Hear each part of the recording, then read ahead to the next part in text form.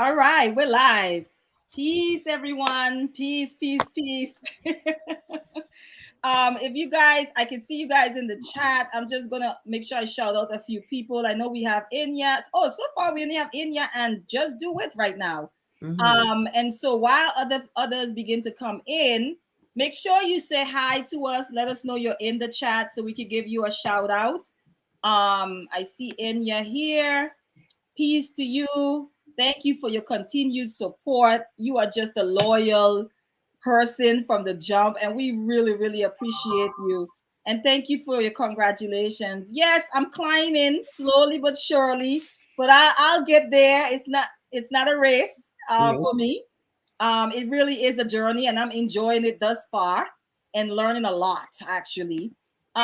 Peace, Mr. Do It. Thanks again for your support as well, your continued support, and your beloved flower is in good hands up here. So fear not, fear not.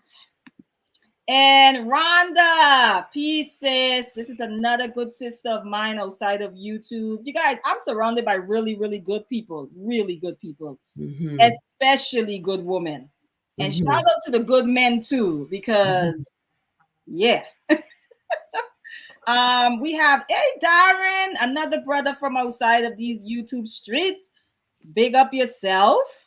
All right, who else do we have here? We have Mr. Best in the world. Shout out to Hanifa, Knowledge and Relationship. We in the building. We see you. M3. Who else do we have? I hope I didn't skip anyone. I got Mr. John. Okay. Hi, panel. Hey. Hello. Hello. Let's do this again. Hi, panel. Hey. Hello, Hanifa. I am so happy that you guys are here. I was actually I invited a couple of people, and also I'm going to invite the chat to join us whenever they feel like doing it. But I invited some people that I thought I would want to have the end of the year conversation with, just to kind of get that energy necessary to go into a new year, to kind of just do some transaction. We share energy, we swap good energy, so hopefully one of us or in the chat, my goal is always that someone leaves better than they came. Whether it's some encouragement, some education, some upliftment. That's really the goal of my channel. That anyone that and that's my life in general. Anyone that enters my space, that my hope is that either I leave better than I entered, or they leave better than they entered. And the goal is for both of us to leave better than we entered into the space. And so it's no different with my YouTube channel, which it's in the infancy stage, and I'm super excited about her. It is a girl, guys. If I didn't tell you, my YouTube channel is a baby girl. Yes. So what I wanted to do is I wanted to just get right in. First of all, let me make sure everyone can see you guys' names and everything. Yes. So we have our Sean up there in the corner, who I met on YouTube and I absolutely adore. And then we have my aunt, who's at the bottom. We have become sisters. Trust me. And then we have Oni. She is a sister outside of YouTube, you guys. So I'm sure she'll be able to give you guys information at the end about what she does. But I don't think Oni's on YouTube, so don't ask. Okay. Come and be like, what's her YouTube channel? So maybe I'll start one. I know. So I want to get into the questions right away as people continue to join. Let me just say, if you are not subscribed, go ahead and go back out, get your shoes from by the door, go back out the door, hit the subscribe button, and come back in. If you have not done so, if you haven't hit like as yet, please make sure you hit the like button as well. If you guys want to follow me, some people request my friendship on Facebook. I'm Hanifa George on Facebook. I usually just use my Instagram. You're free to follow me on Instagram at The Real Hanifa Nayela. And I'm coming. You better put it up there.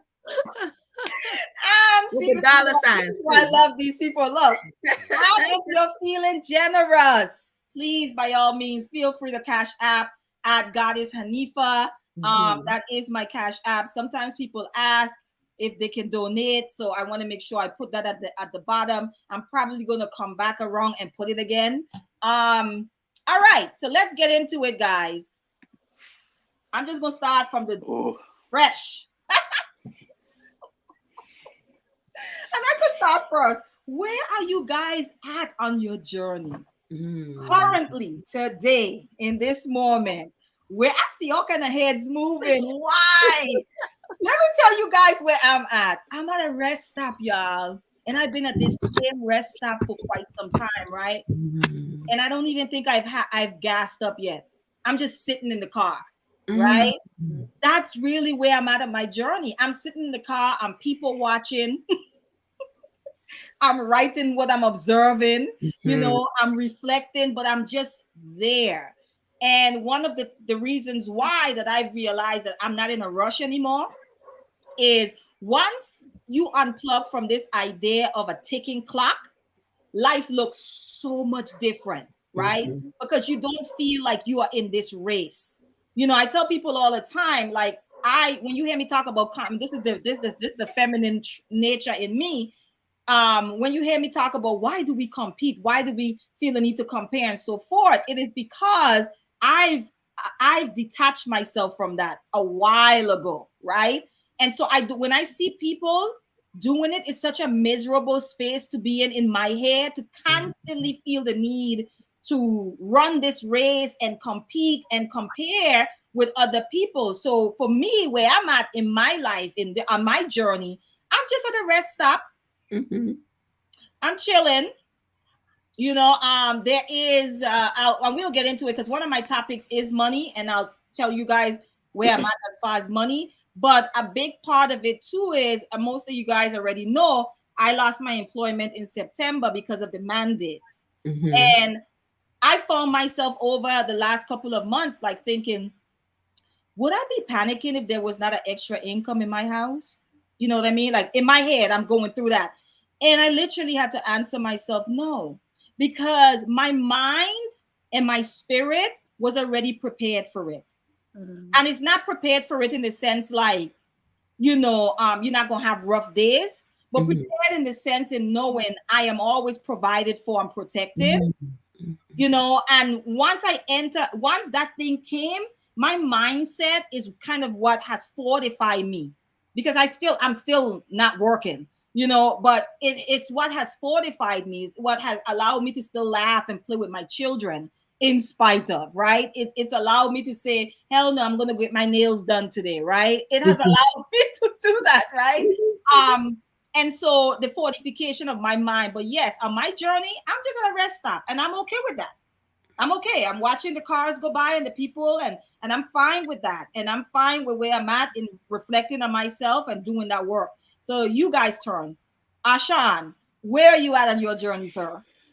Oh, I am fighting the distractions. I went full tilt into distraction mode the last couple of months, where I know I shouldn't have been. I was supposed to be doing something. I don't know exactly what it was, but I know it wasn't what I was doing.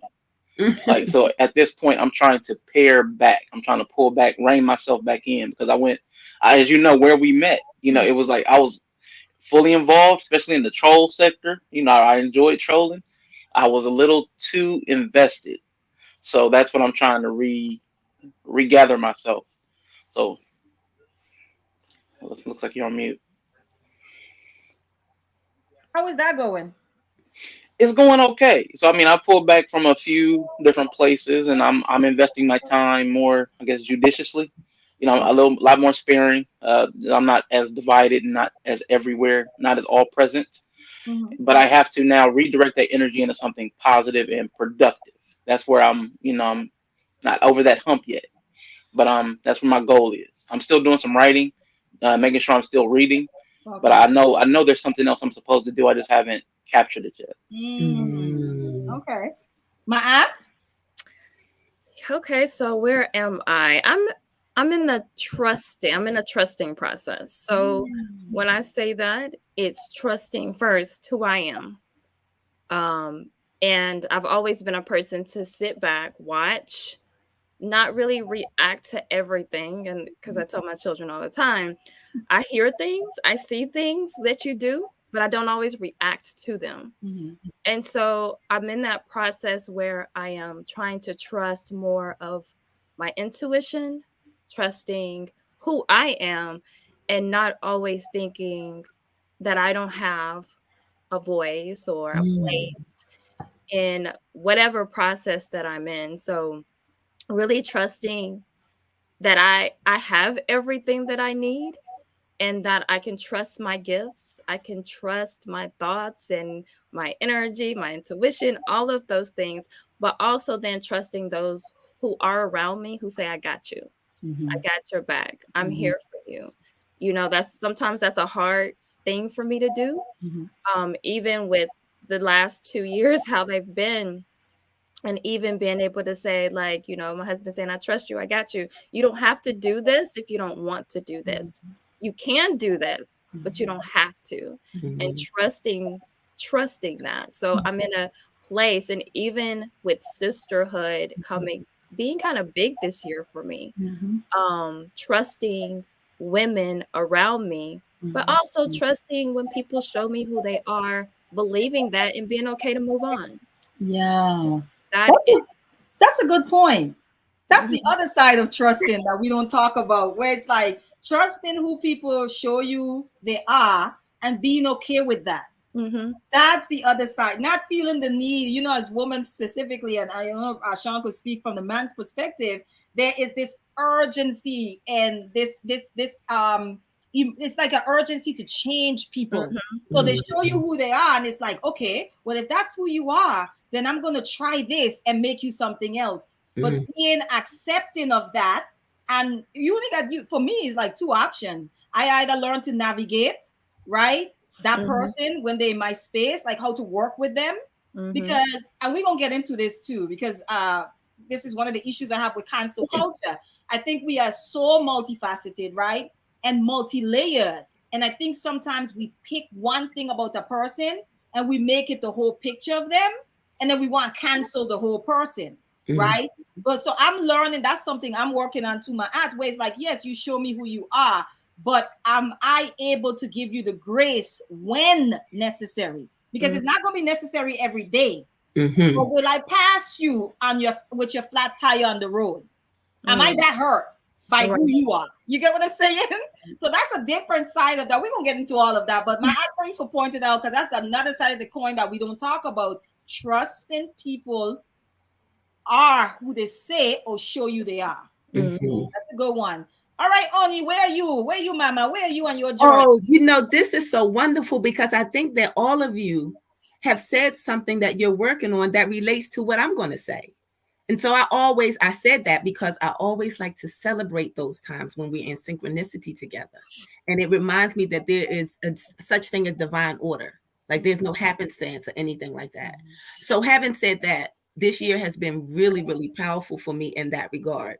I went through a rites of passage program.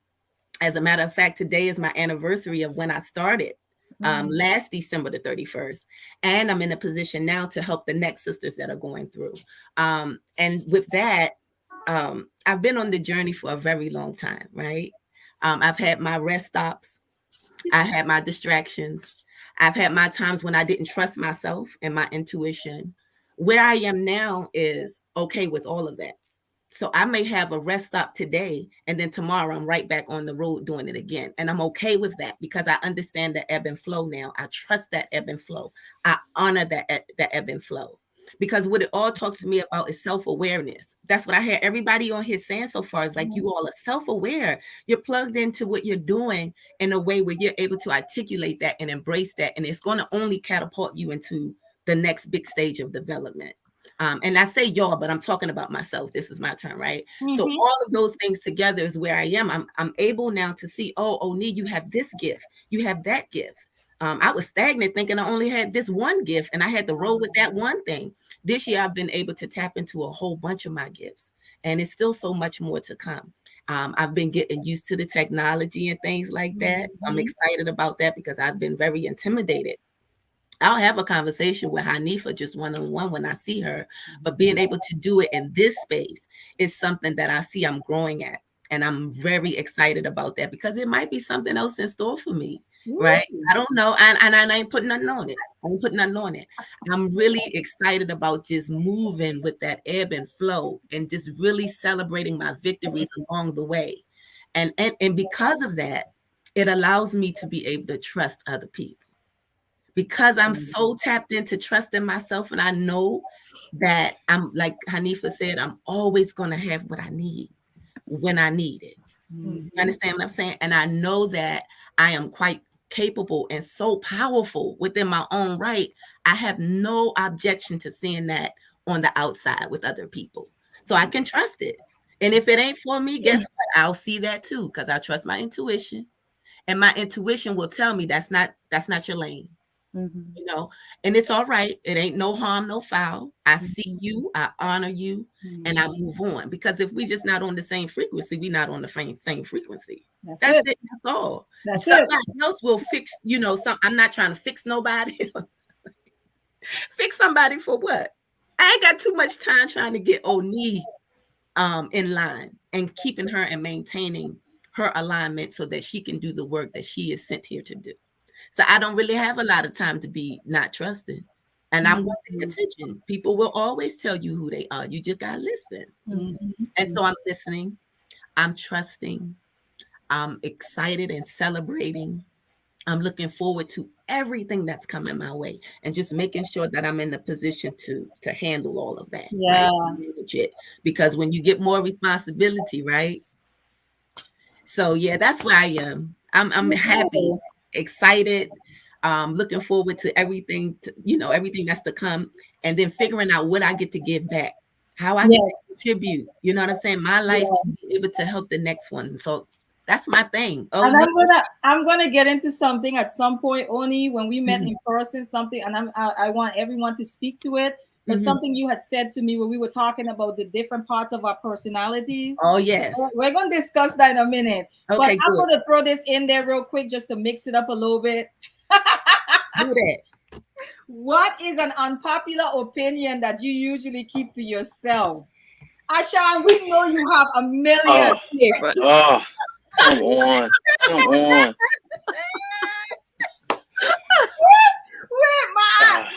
My aunt is already shaking her head like we know Ashan because he is the all of the year.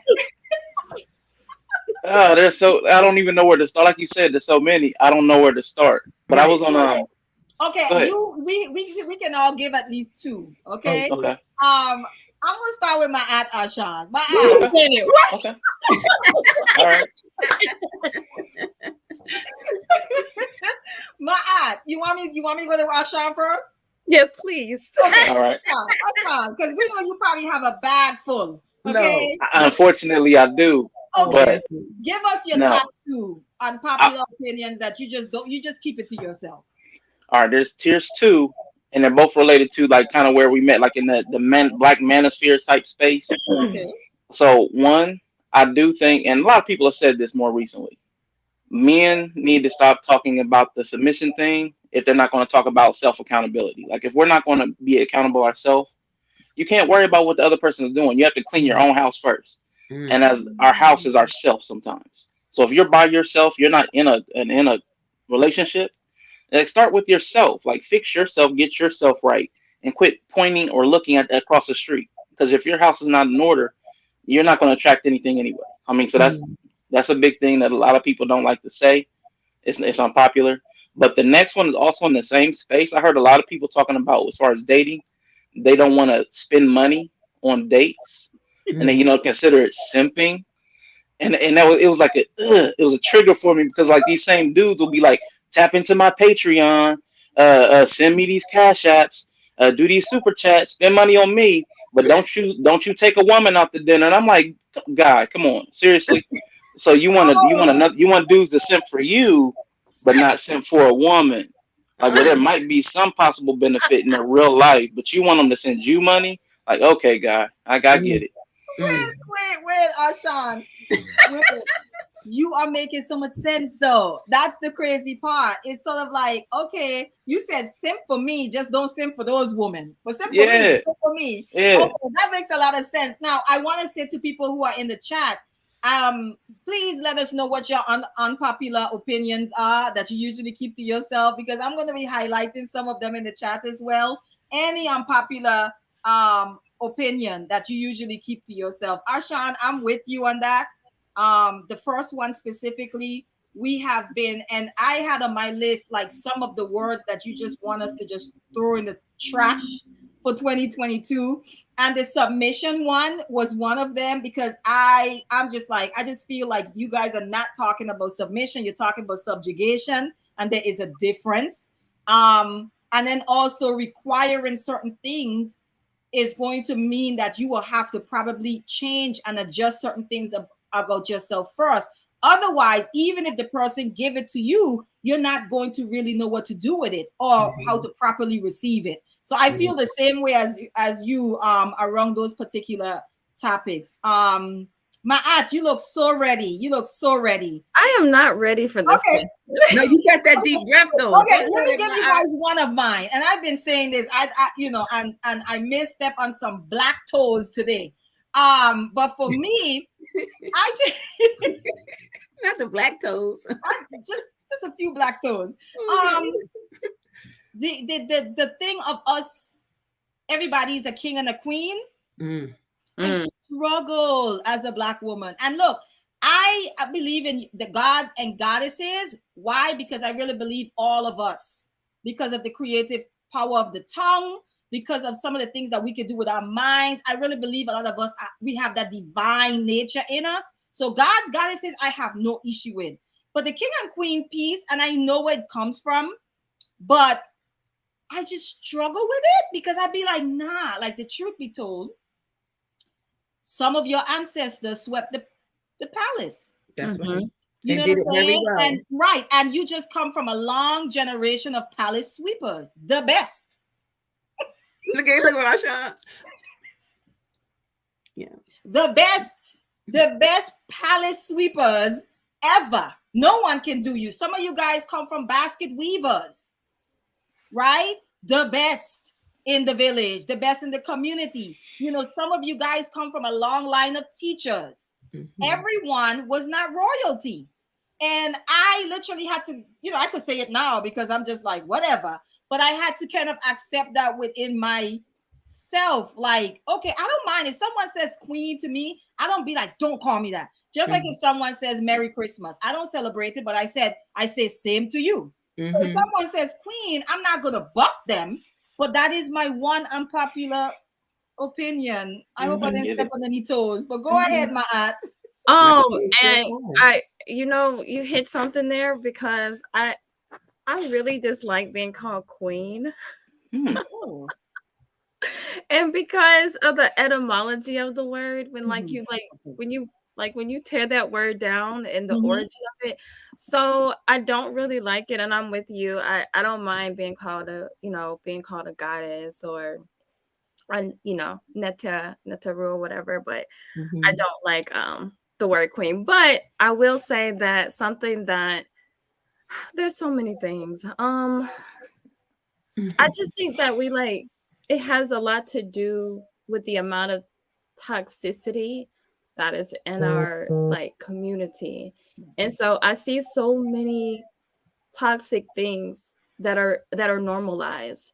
But I think one thing that really that I think is like family, like being able to not excommunicate family is one thing that is kind of an unpopular thing, no matter who that person is. And so I think we continue to absorb toxicity from people just because they're related to us. And so I'm a person, and I tell anybody who's around me. I told Hanifa, tell me if I'm wrong, sis, but if I don't think just because you're related to that person, or that person, even if that person birthed you into the world, that you should continue to take on whatever it is. And I don't necessarily believe in and Tanifa really told me this because I said something about someone being crazy one time, and she was like, my eye now that person has not been diagnosed. So I am careful of, diagnosing people through the internet, but I do notice some certain traits that people have, and I'm just like, I'm a person, I will walk away no matter who you are, because if you are bringing that into my home, it comes into my home, it starts affecting my children, it starts affecting my relationship, I have to walk away from it, because it's going to end up just, I have children to raise, we have children to raise, and it's going to become a problem, because if they start saying, well, that's okay, like, look at that, like, that's okay, you're still, whatever it is, it could just be like you're a liar, and they're saying, well, that seems to be okay because mommy and daddy are okay with this person being a liar. So I really feel like that it's okay for people to walk away, and it does not matter what that relationship is. And that was even something that Hanifa's video that she posted Monday kind of nailed in the coffin for me. Kind of was just like, okay, like, it's okay to walk away from certain people. Yeah, and also my video too was a lot to what we're going to get into just now is a lot of us are going into 2022, and so of course what we're doing is we're trying to find the things in our lives that don't align with us, that does not serve us any good, that does not build us up, and so forth, and that's fine. But for me, it's like, hey, you know what you're carrying in the new year with you? Yourself. Mm-hmm. So even though you might think you're cutting off toxicity, if you are the toxic one, you're still going to take that into the new year with you. So how are you addressing the toxicity in you? And I've learned, and one of the things I've learned this year as well, in from a little short experience on YouTube, you have to get to a place where it's like, and I think Ashan, you've helped me with this, whether you realized it or not, is like, if I'm consuming any type of media, forget YouTube, let's say just on my television, I have to actually check my palate. I have to ask, what is it in me, right, that is desiring that particular, what is it? Oh, the word isn't coming to me. Content, right? Media content or whatever. So it's like, okay, if I like to watch stuff where women are tortured, what is it in me that's just drawing me to that, right? If I said, this is a lot of drama, why do I find myself in that space all the time? You know what I mean? So it's really bringing it back to you, because even if you separate yourself from the drama, you are taking yourself into the new year with you. And if that space in you that loves drama is still there, all that's going to happen in 2022 is that you're going to find yourself flocking to 2022 drama. That's it. Because you haven't actually taken the time to see your reflection in what it is that you're actually trying to run away from. So that's the key. I'm not going to teach, but But you do. Only you can go ahead. You know, Hanifa, I always tell you when you be like, that's a word, got up in my back area. Yeah, I think my unpopular opinion, and I don't know that I keep it to myself, this idea, this overly sexualized thing of the Black woman, and then equating that with some kind of feminine empowerment. Oh Lord.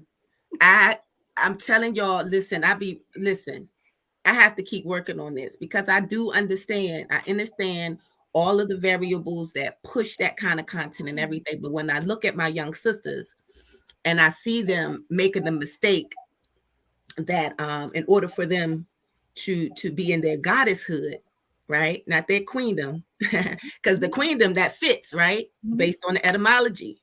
What we're seeing about this overly sexualized content actually fits queen based on what that word means.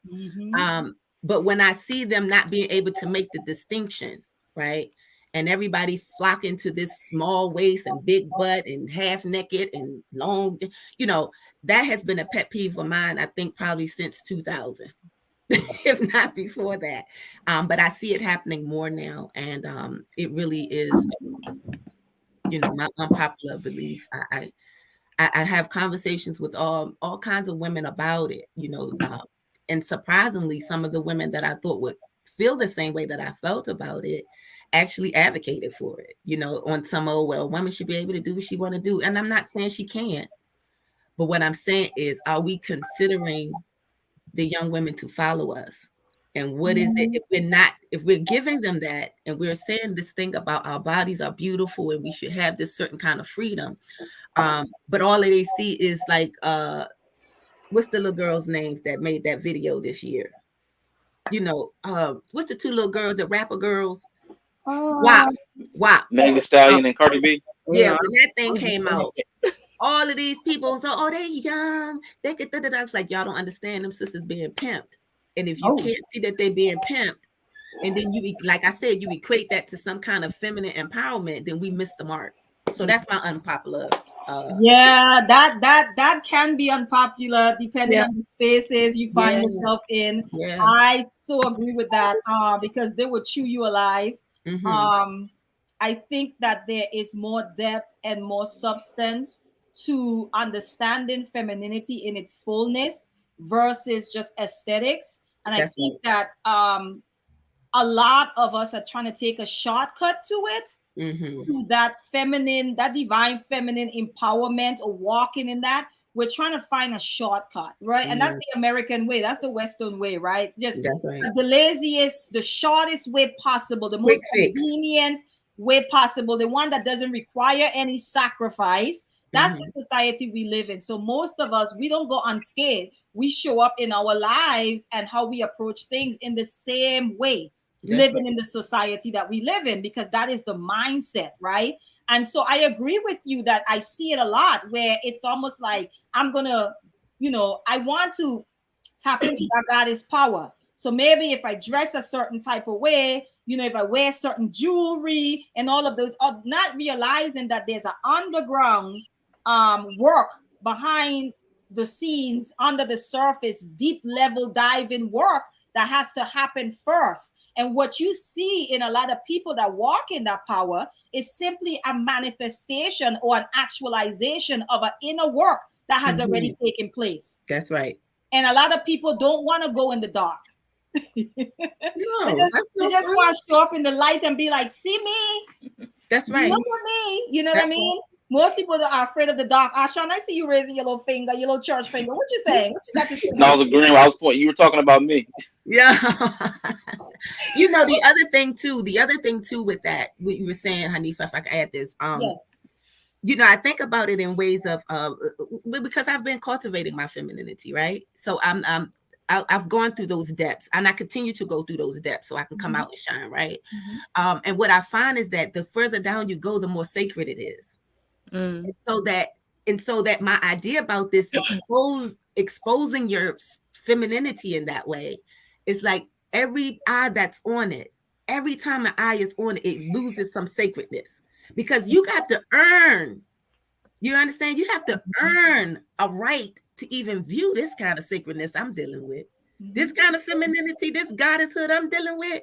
You got to pass a couple of tests, baby. You don't just get to see it just because you push the button. So it's just that, you know, that conundrum for me that like you are equating something that doesn't match for real. And this work, this Black girl magic sisters are talking about, it's not always sparkly and pretty. You got to be ugly a little bit, because it's, you know, the stuff that got us feel like this is long. It's been happening. You know, we carry some stuff that ain't even happened in our lifetime. We carry some stuff from our people from before. So that's not no quick fix. All right, that's but it. No, you're fine, Oni. You're fine. Yeah. No, I was responding to what you were saying as far as that it's not any quick fix. It's a work that has to be done. And I think I was saying, this is even like in these spaces, you might have someone that say, well, this is how I'm going to do this because this person was able to do YouTube and be successful, but they don't know the work that went into it or behind the scenes, and the editing and the tiresome nights and all of these things. They think that they can just show up because and that's the comparison piece we don't talk about. Oftentimes, especially women come into spaces and they size other women up, and it's like, well, I look better than her, so if she could do this, I could probably do it 10 times better, right? But they don't recognize the work that individual may have put in. You know what I'm saying? May have put in to get to where they're at right now. So it's a lazy approach. It's a lazy approach. There's no other way for me to dress that up. We don't want to do the work. We want to show up and be blessed. That's it. You know what I mean? I remember one time you said, we was on a podcast and you said, I won't forget this. I love it. You said, oh, you be somewhere all shiny and pretty and you up there supposed to be doing your thing, and your trauma will show up and be like, she lying. She is not telling the truth. I love when you say that. I share that all the time. I say it all the time. If you don't deal with your trauma will embarrass you at some point. I mean, Ashan, Ma'at, are we not witnessing it? We've seen it. Yeah. Are we not witnessing it in these YouTube streets? People are bleeding all over each other out here. Okay. I mean, wounds just bust wide open. You know what I'm saying? And it's like, ma'am, sir, we can see your wounds. You know what I mean? And you're bleeding on me at this point. So many of us are making decisions. Am I going to stay here and be bloodied? Or I'm going to move along and just, but yes, I still stand by that, Oni. If you do not deal with your trauma will certainly deal with you. And you better hope it's not in public. Okay? Because she will embarrass you. All right? Get that attention that you refuse to give her. That's right. Okay, I want to get into, since we talk so much about it, I just want you guys to talk this word. I don't want you guys to talk about it from the outside. Let's talk about ourselves. Okay. Yeah. What are some toxic traits that you have either been able to fix or you're still working on? I'm not going first. I go first. Okay. Time. And I call it that because, like you were saying before, in this particular environment, it is important to some people, right? Yes. So, but for me, I'm always challenged with it because I don't move in that structure anymore. Like I've kind of taught myself how to move with my feel or let spirit guide. And so sometimes that be late as a mug, like, a few minutes late. But so I'm still working through that. I'm still trying to balance that out because it is important. And I do care about how I'm showing up, what impression I have. If I'm coming to contribute something, it's not a good feeling to have people wait on me for that reason. Yeah. So, the time thing is something I feel can be toxic if I don't keep it balanced and I don't manage it. And then how that plays into like procrastination, maybe. You know what I'm saying? Understanding I'm at a rest stop. I'm not forcing anything, but still, if you made your own deadline for something, you made your own commitment to yourself by yourself. Be sure that you are able to do that. And so I'm working on that. I'm balancing it out. I'm doing pretty good. With that. But if I don't, and when I haven't in the past, it has been very toxic. Because it'll bleed over into your relationships and things like that. Yeah, some people interpret that. I don't know about anyone else, but there are some people who interpret lateness. Hanif, I hear some feedback or something. I'm not sure. Do y'all hear it, or is it on my end? Yeah, I keep hearing it like a phone. Is it one of you guys? No, I turn all my stuff down, so I don't even know. But yeah, I'm on my phone. Can you guys hear me? Yeah. Yeah, you good. Okay. Yeah. So what I was saying is that, another way that it can be toxic, only is that people actually can interpret it as disrespect. Because I've been in spaces where people have shown up an hour, 2 hours late, like that's the actual time they're supposed to be there. Yeah. And it's interpreted by some people that were wrong as that's just disrespectful. And you might not intend to disrespect the person, but it can be easily interpreted as that. So I could see how that could translate into toxicity.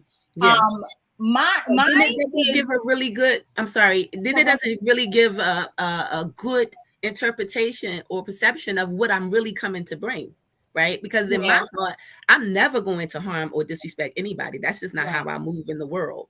So then that's really hard. It can be very toxic because then now I'm showing up in a place I have all of this love and all of this wonderful things to offer, but just because I wasn't on time now, it looks like something totally different.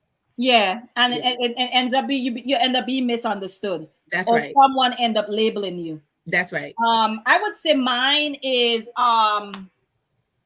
so let me give you some background. I come from if you guys don't know, I'm from the islands. And for a lot of people, they understand that we tend to be very laid back people. Doesn't mean that we're not hardworking, but a lot of times, and I agree, we grew up around beautiful beaches and coconut trees and fruits growing everywhere. I mean, it's paradise, you know what I'm saying? Like, what's the rush? Relax, you know?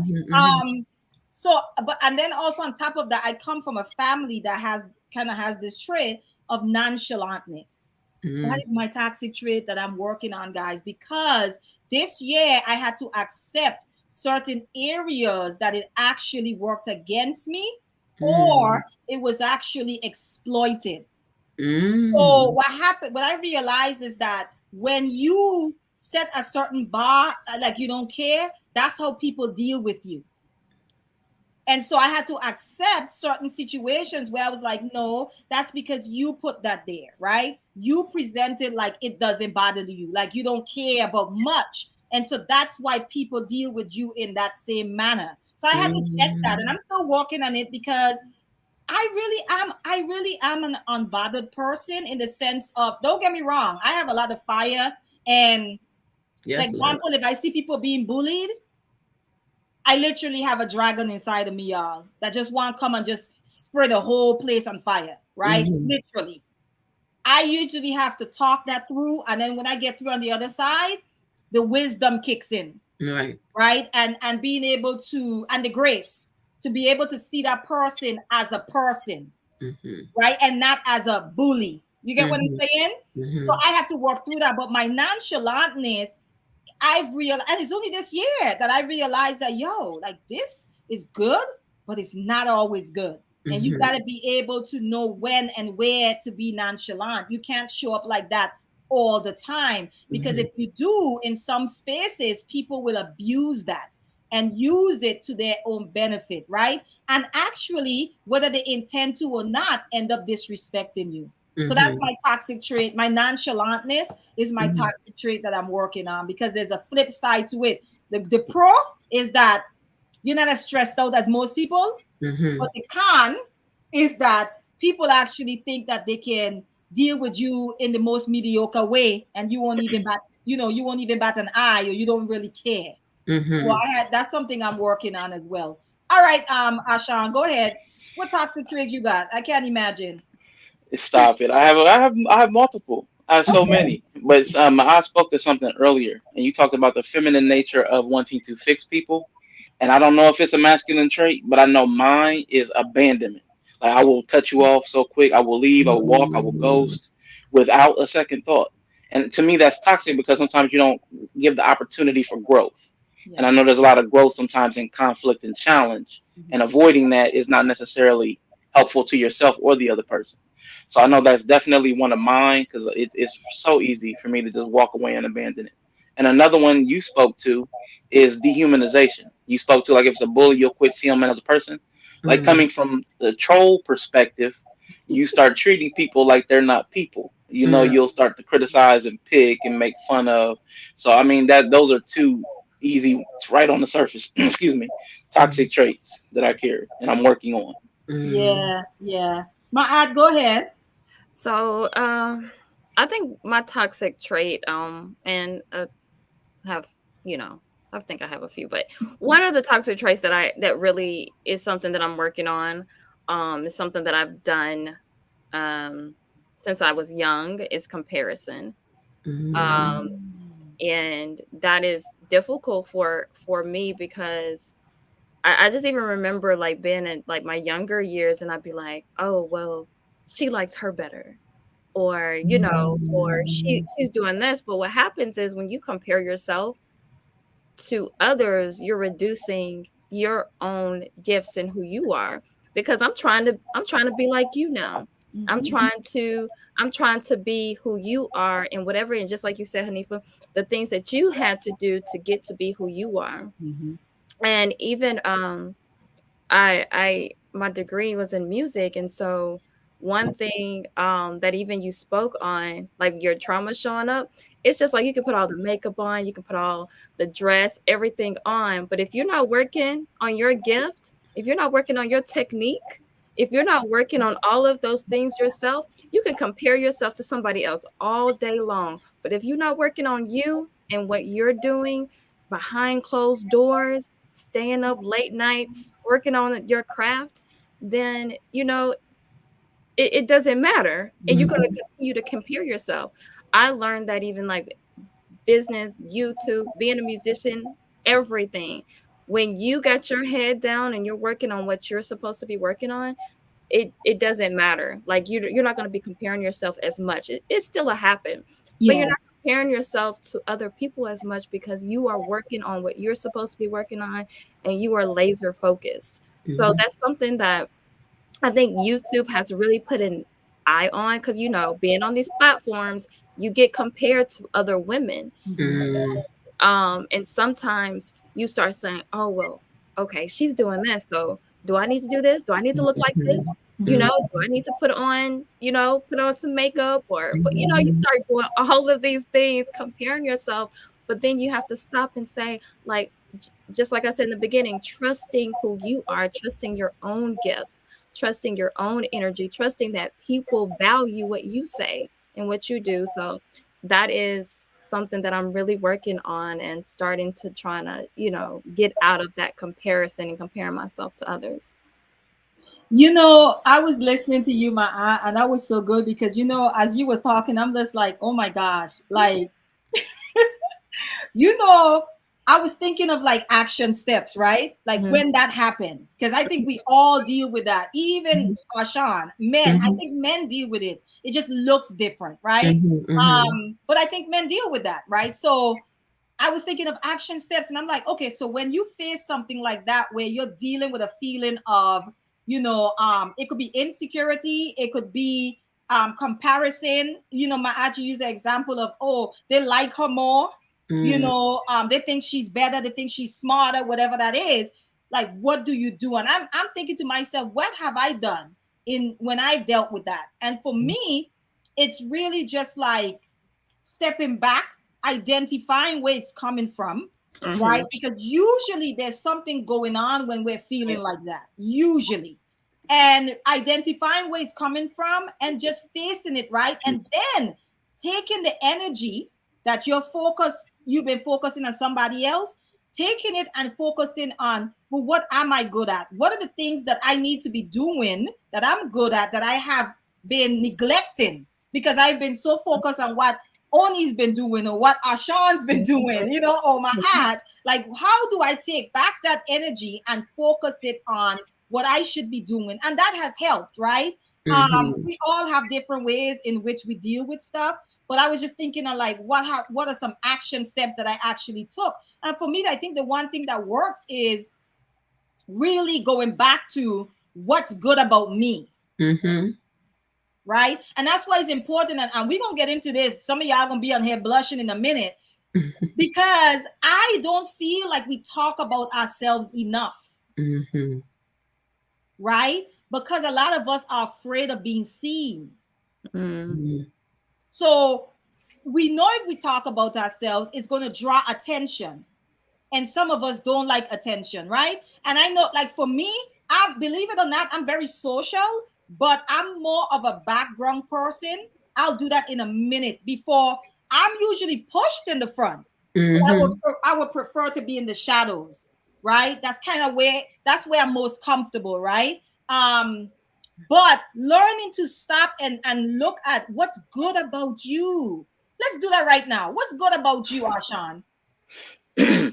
Wow. Okay, if you would put me on the spot first. I think I have a really good analytical mind. I think I can break down concepts and make connections that a lot of other people just don't. They don't bridge the same connections the same way I do. So that's one of my stronger traits. Mm-hmm. Okay, is this something you know or something you've been told? No, it's something I know. I had to learn it on my own. I had to learn. I unfortunately had to learn my strengths and my weaknesses without guidance. Like I didn't get the strong parental figure that could, guide me, shape me. The teacher that steps in and tells you, you're going to be this type of person, and I see this in you. I didn't have that road, so I had to figure out a lot of things after I turned 18. So Okay. Give me 1 minute because I'm coming to you guys. So very briefly, my aunt and because I want to go to the comments real quick. My aunt and Oni, tell me something that's good about you. Go ahead, my aunt. I think that I'm able to sit back and look at situations and read a person or a situation very quickly. And I'm usually not wrong for my first intuition. Usually it comes down the line. I'm like, see, I should have listened to my first intuition. So that's something that I have learned. And it came from me. I was very quiet at a young age. I didn't talk a lot, and I was able to read different situations and see what was happening around me. Okay. Only yours, because I'm going down I'm going on the comments in a minute. Right.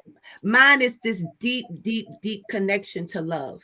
Like under the surface, the way in the depths, love. That's one of my things I bring out. I just have it innately. Yeah, I use it, and I use it frequently. I'm very practical about it. On myself first, and then I just let it sprue all out everywhere. Sprinkle it. Yeah, I agree with that, Oni. Oni's a ball of energy. I agree with Ashan. Ashan, you have a mind, at least from my observation, that you could just take things and you're such a critical thinker, right? And you take the conversation from a surface level and you provoke us to dive deeper. Like, okay, maybe you want to look at it this way. And I don't know Ashan outside of YouTube or outside of social media, but that's something that I've noticed about him in these spaces. And I'm sure most people would agree. As far as my aunt, I agree. I told her this not too long ago. Like, you have a gift there, sharpen that and trust it. You know what I'm saying? Because it's there and it's real, And Oni's a ball of energy. You meet Oni in real life. I feel it too. Yeah, I feel it. She's a ball of energy. You hug Oni. Oni's hug be like 5 minutes. But it's good energy. I don't just do it for your benefit. It's a proper exchange, beloved. Oh, there it really is. It's a proper exchange. Buddy. He says, my toxic trait is when I put my head down and work on my gifts.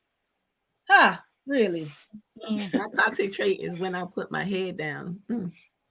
Just be a okay. So, Enya says her toxic trait behavior since I was little was dealing with senior citizens still trying to be young.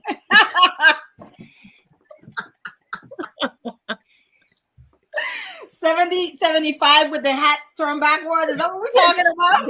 Yeah. Some people get annoyed with that. So I understand. Somebody's agreeing with Enya. Enya is like, yes, please embrace your oldness. Yeah, please. Okay. May I ask a question? Sure. With everybody else on the panel, did tapping into that gift, like, cause with myself, being analytical and challenging actually helped me grow the relationships in my life. Because people found out that I cared more than a surface level. Like, I investigated deeper. So it helped me form deeper connections. Did your traits help you also, like, develop, better relationships? Your Oni tapping into love and your intuition, did they help guide you deeper into relationships? My aunt Owen gets her in trouble, but go ahead.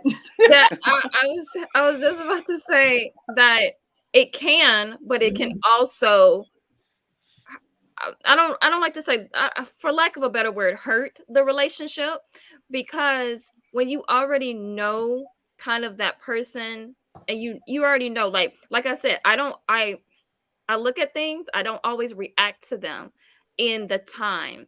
But there's a certain point where it's like, okay, it has built up to this. I already know who you are. I'm already been okay with who you are in a sense, but that doesn't mean that I have to continue to let you be a part of my life.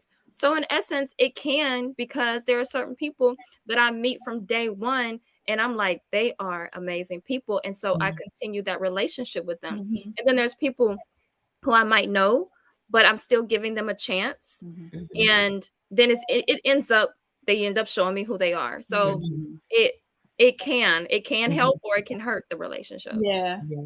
I would say the same thing. I think that because I'm committed, and like I know that that's who I am. I know that's who I exist as. So it's not, I never wait for anyone else to put the value on it for me. And so because I walk in that all of the time, I'm always going to see that it's a beneficial, whether I continue to walk with that person or whether we part ways, it's still all a blessing as far as I'm concerned. But I have been in situations where this deep feeling of love has been suspect. Like people sometimes will think it's not authentic, or they'll think I have something up my sleeve, and so they kind of watch out for me, but I let them go ahead and do what you need to do. I'm going to continue to do what I know to do. And so I guess to my aunt's point, it can be, but where it has been a deterrent for other people, or whether it's been embraced, I remain consistent in it. You make a good point. I was trying to figure out when you said it could work the other way. I was like, how? But that is true. I used to work take advantage of it. Yeah, no, but I used to work with a lady that she was just always like bubbly, optimistic. And what happened was I used to watch her side eye, because in my head it was like, ain't nobody on that 24/7. Like that's how I felt. But she was consistent. That is just how she was. And eventually I'm just like, I expected it. So it's very interesting that if she ever came in and she wasn't like that, I would worry. Because she's been so consistent. And but the side of it is that people do tend to not trust it, because we just live in that type of world. What I mean? But the same thing with people who are on the quieter side. I've been in environments where people is like, I don't trust that person because she's quiet. Right. You know what I'm saying? I went to college. This girl I used to carpool with, she was one of my classmates in college, this white girl. And she, most of the class, when we were going to groups, they didn't trust her because she barely spoke. Right. You know what I'm saying? And I was like, well, that's not enough to just like cast her out. But that does happen when you have certain qualities about you. So I want to move on to, because someone touched on family. I think my aunt. So I want to talk about relationships and what you have learned thus far as relationships, and what is it that you are looking forward to apply going forward. And relationships can be intimate relationships. It can be family relationship. My aunt touched on one. I know for me, I enter every relationship now with, why are we here? Because I've accepted that there are no coincidences, right? There's just none. Like us even being here right now, speaking to each other, there's none. Like even if tomorrow you figure out why this happened, you're still going to be able to say there was a reason for it happening, right? So relationships, I enter into just knowing that there's going to be an exchange, right? It doesn't matter the person's status. It doesn't matter what type of job they have. It doesn't matter if they have money. It doesn't matter their experiences in life, their background, none of that. All that matters is that we are connecting right now, and you have something to give that I need to receive, and I have something to give that you need to receive, right? It could be a child. It could be a child. And though they are some of the purest and best teachers, by the way. Absolutely. They really are, if you're paying attention and not trying to just mold them and hammer them into what you want them to be. You can learn a thing or two. But relationships in general, I look at them as they are for our growth. They're not for us to use and abuse and exploit. You know, they're not for us to use as commodities. They're not for us to simply just take from. Mm. Relationships are there as a part of your growth process, period. Even the ones that are not that good. I had to learn that because we really believe that growth can happen in environments where there's only positivity. Mm. We really think that growth can happen with no friction. And that's not true. And even nature teaches us that. There's a process for everything. But for us as human beings, we want to take the most convenient path. You know, That's we right. don't want any sacrifice, we don't want any work, but you're not going to grow, you know? And so for me, relationship is a part of my self-development. I don't believe in self-development in isolation. I don't. I think there's a place for isolation to take ourselves away, like Arshan, you were saying, taking yourself away. I think there's a place for that, but I don't think that we should be on that all the time. I think because what you learn in the darkness, you now have to come out into the light and apply. What you Favorite learn in too. what you learn out in the back, now when you come on stage and you have to come and commune with people so that you could put those things into practice. It's just like if you're in college, you could have all that book knowledge, but now after college and you graduate, you actually have to go and put that knowledge to work. It's no different in life, and it's no different in us as far as family relationships, all of that. Your mama, your dad, you know, when I learned to see my mom outside of her role, it helped me tremendously. Mm-hmm. You know, when I learned to see her as not a god, not a perfect person, but an actual human being that has her own experiences, I was able to really unpack a lot of things within my own self, and it helped tremendously. So you guys could just go ahead and tell me your take, what you've learned, what you intend to apply going forward as far as relationships. Anyone could start.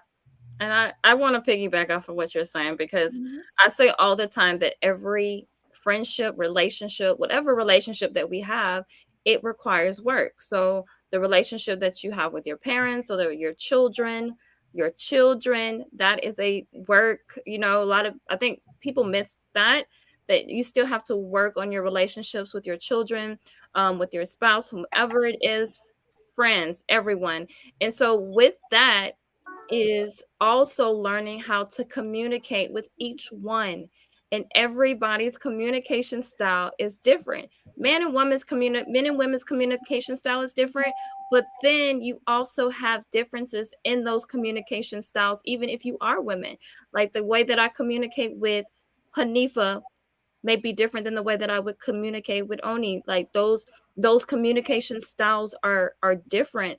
And so learning those communication and knowing, okay, this is what this person needs. Like Hanifa might need this from me. Arshawn might need another way for me to communicate. And allowing that.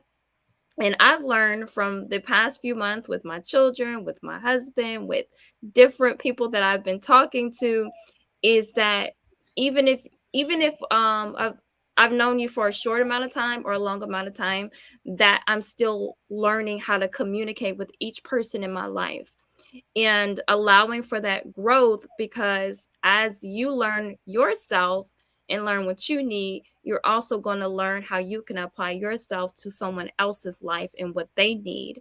And if you want to continue and grow with whomever it is, with each person in your life, then you have to allow them to evolve at their own rate. And then you evolve at your own rate, and then you can come together. So it's work, but it's a beauty in the work. I think a lot of times we because it's hard work, we don't see the beauty. As soon as someone disagrees with us, we're like, oh, I don't want to deal with you anymore. As soon as my spouse says something to me I don't like, "Ugh, I don't want to deal with you anymore." We have a lot, and that's a part of our community. It's a lot of throwing away of one another, as opposed to, oh, it could literally just be the way that you're communicating. I told my husband a couple of weeks ago, I said, it's not what you're saying. It's not the fact that this is an uncomfortable conversation. We're gonna have uncomfortable conversations. I know Hanifa for a couple months, and we've had an uncomfortable conversation. But I knew she came to me with love, you know, and understanding that these people in your life, and some of them, everybody's not gonna come with you in love, but most people, if they're in your life, they're coming to you in love, and it might be uncomfortable. But how do you come to that person even if it's uncomfortable, and learning how to do that? And so that's what I've been learning, that even if I have to have an uncomfortable conversation with my children, with my husband, with my sisters, whomever it is, that understanding how to have that conversation, how to come to them, and how they come to me. So that's what I'm learning. I'm uncomfortable just hearing about uncomfortable conversations. I'm in my seat like, oh, we don't like those. We do not. But here's the thing. Oh, sorry. No, go ahead, Ashan, and then Oni. No, I can't say it any better than you two have already said it. I mean, the only things I could add on to it that I've learned myself is starting with humility. Because if you're not humble enough to accept that you don't know everything, you don't know the right way, you don't know what the person's thinking, you don't know what the person's feeling, you come in with all these baked in assumptions, and it derails conversations.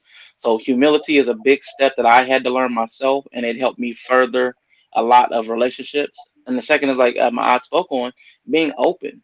I mean, because you have to understand what the person is trying to say. Because sometimes they may not say it with their words. You may, if you're open to it, you may be able to read what they're not saying, and that takes a degree of like discernment, attunement. I mean, that takes work. That's a lot of work to be able to listen to what people aren't saying. But you know, as a human being, there are a lot of things we're afraid to say, and sometimes you can pick up that in the other person if you're open to seeing how they're postured. You know, when their feelings, how they're postured in their thoughts. Sometimes you can read what they're trying to avoid saying. Are they trying to be too kind, or are they trying to avoid, shame? So a lot of times that can be beneficial in relationships because you can step forward towards them to allow them to be vulnerable in that moment. Oh, that's pretty powerful, Arshawn. I love that. Thank you so much. But listen to this, what I was going to say about that uncomfortable conversation.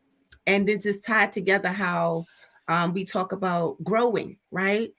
And so there's a proverb that says, comfort is a beautiful place, but nothing grows there, right?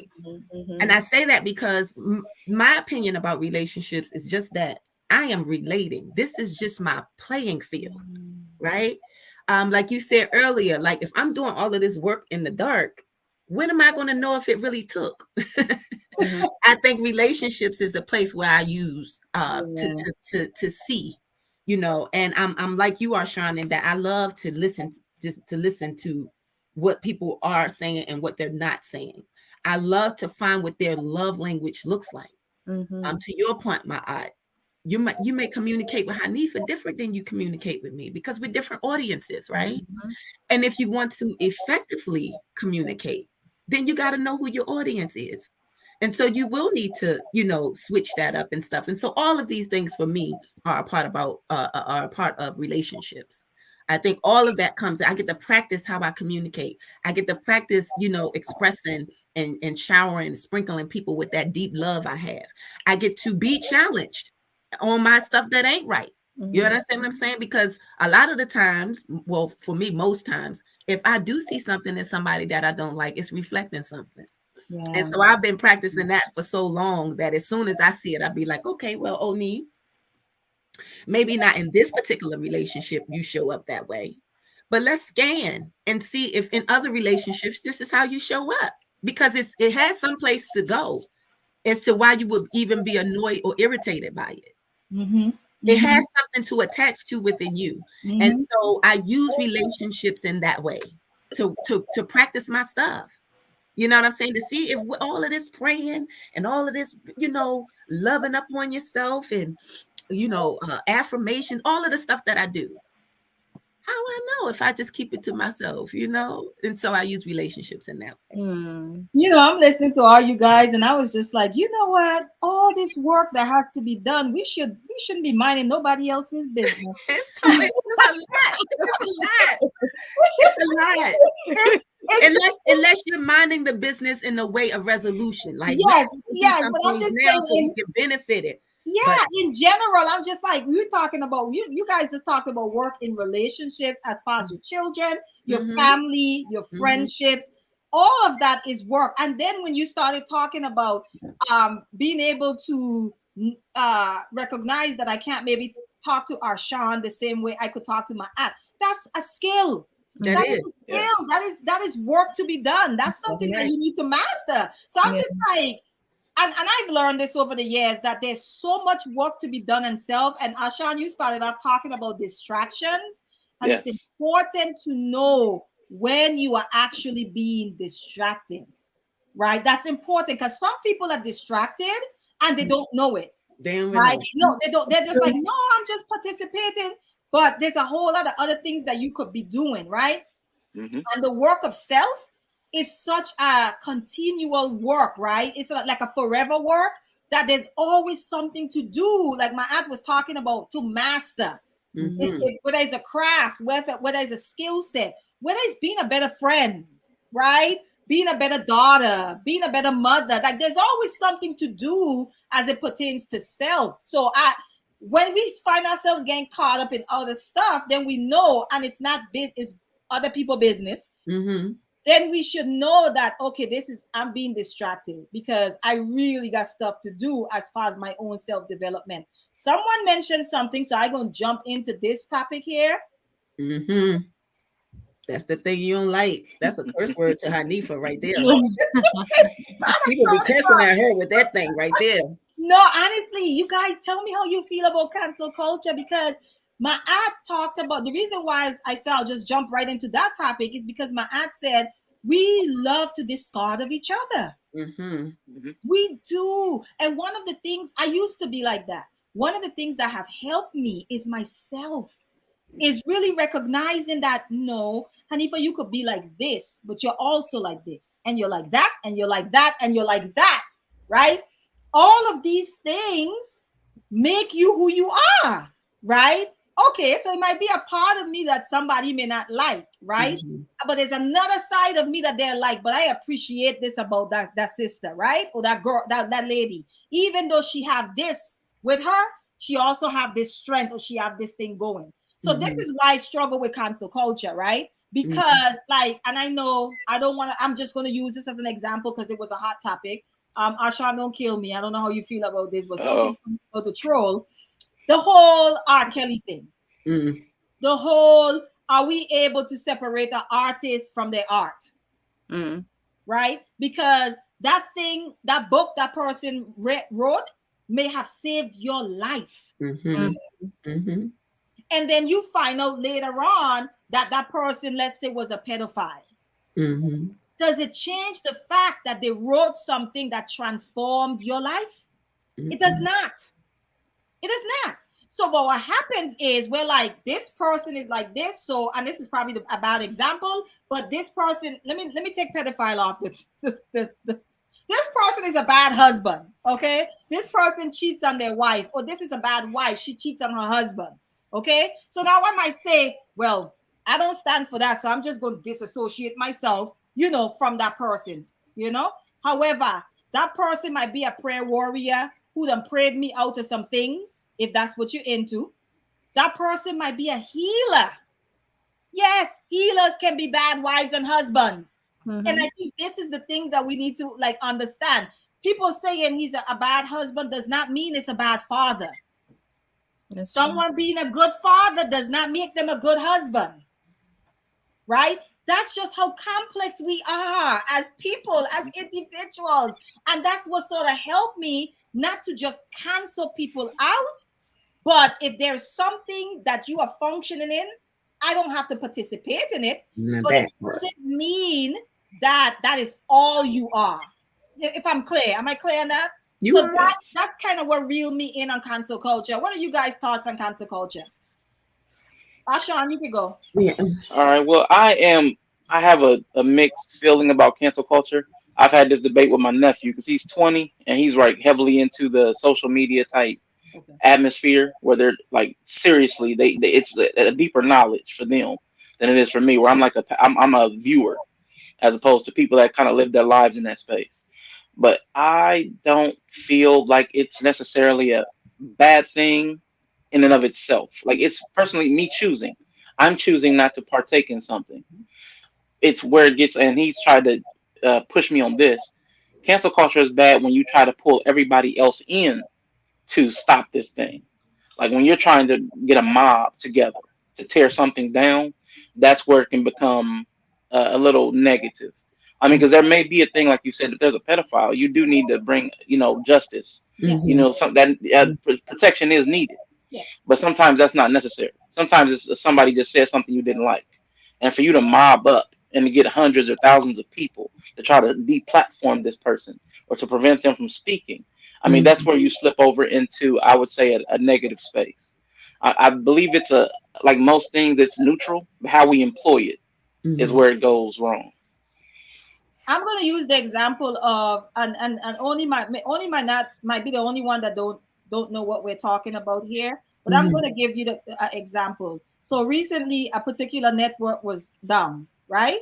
Okay, we know who. Okay, so I watched different conversation take place around why, like them being down and so forth. But I also watched other people who talked about how much the network means to them. And I had to put that into perspective as well.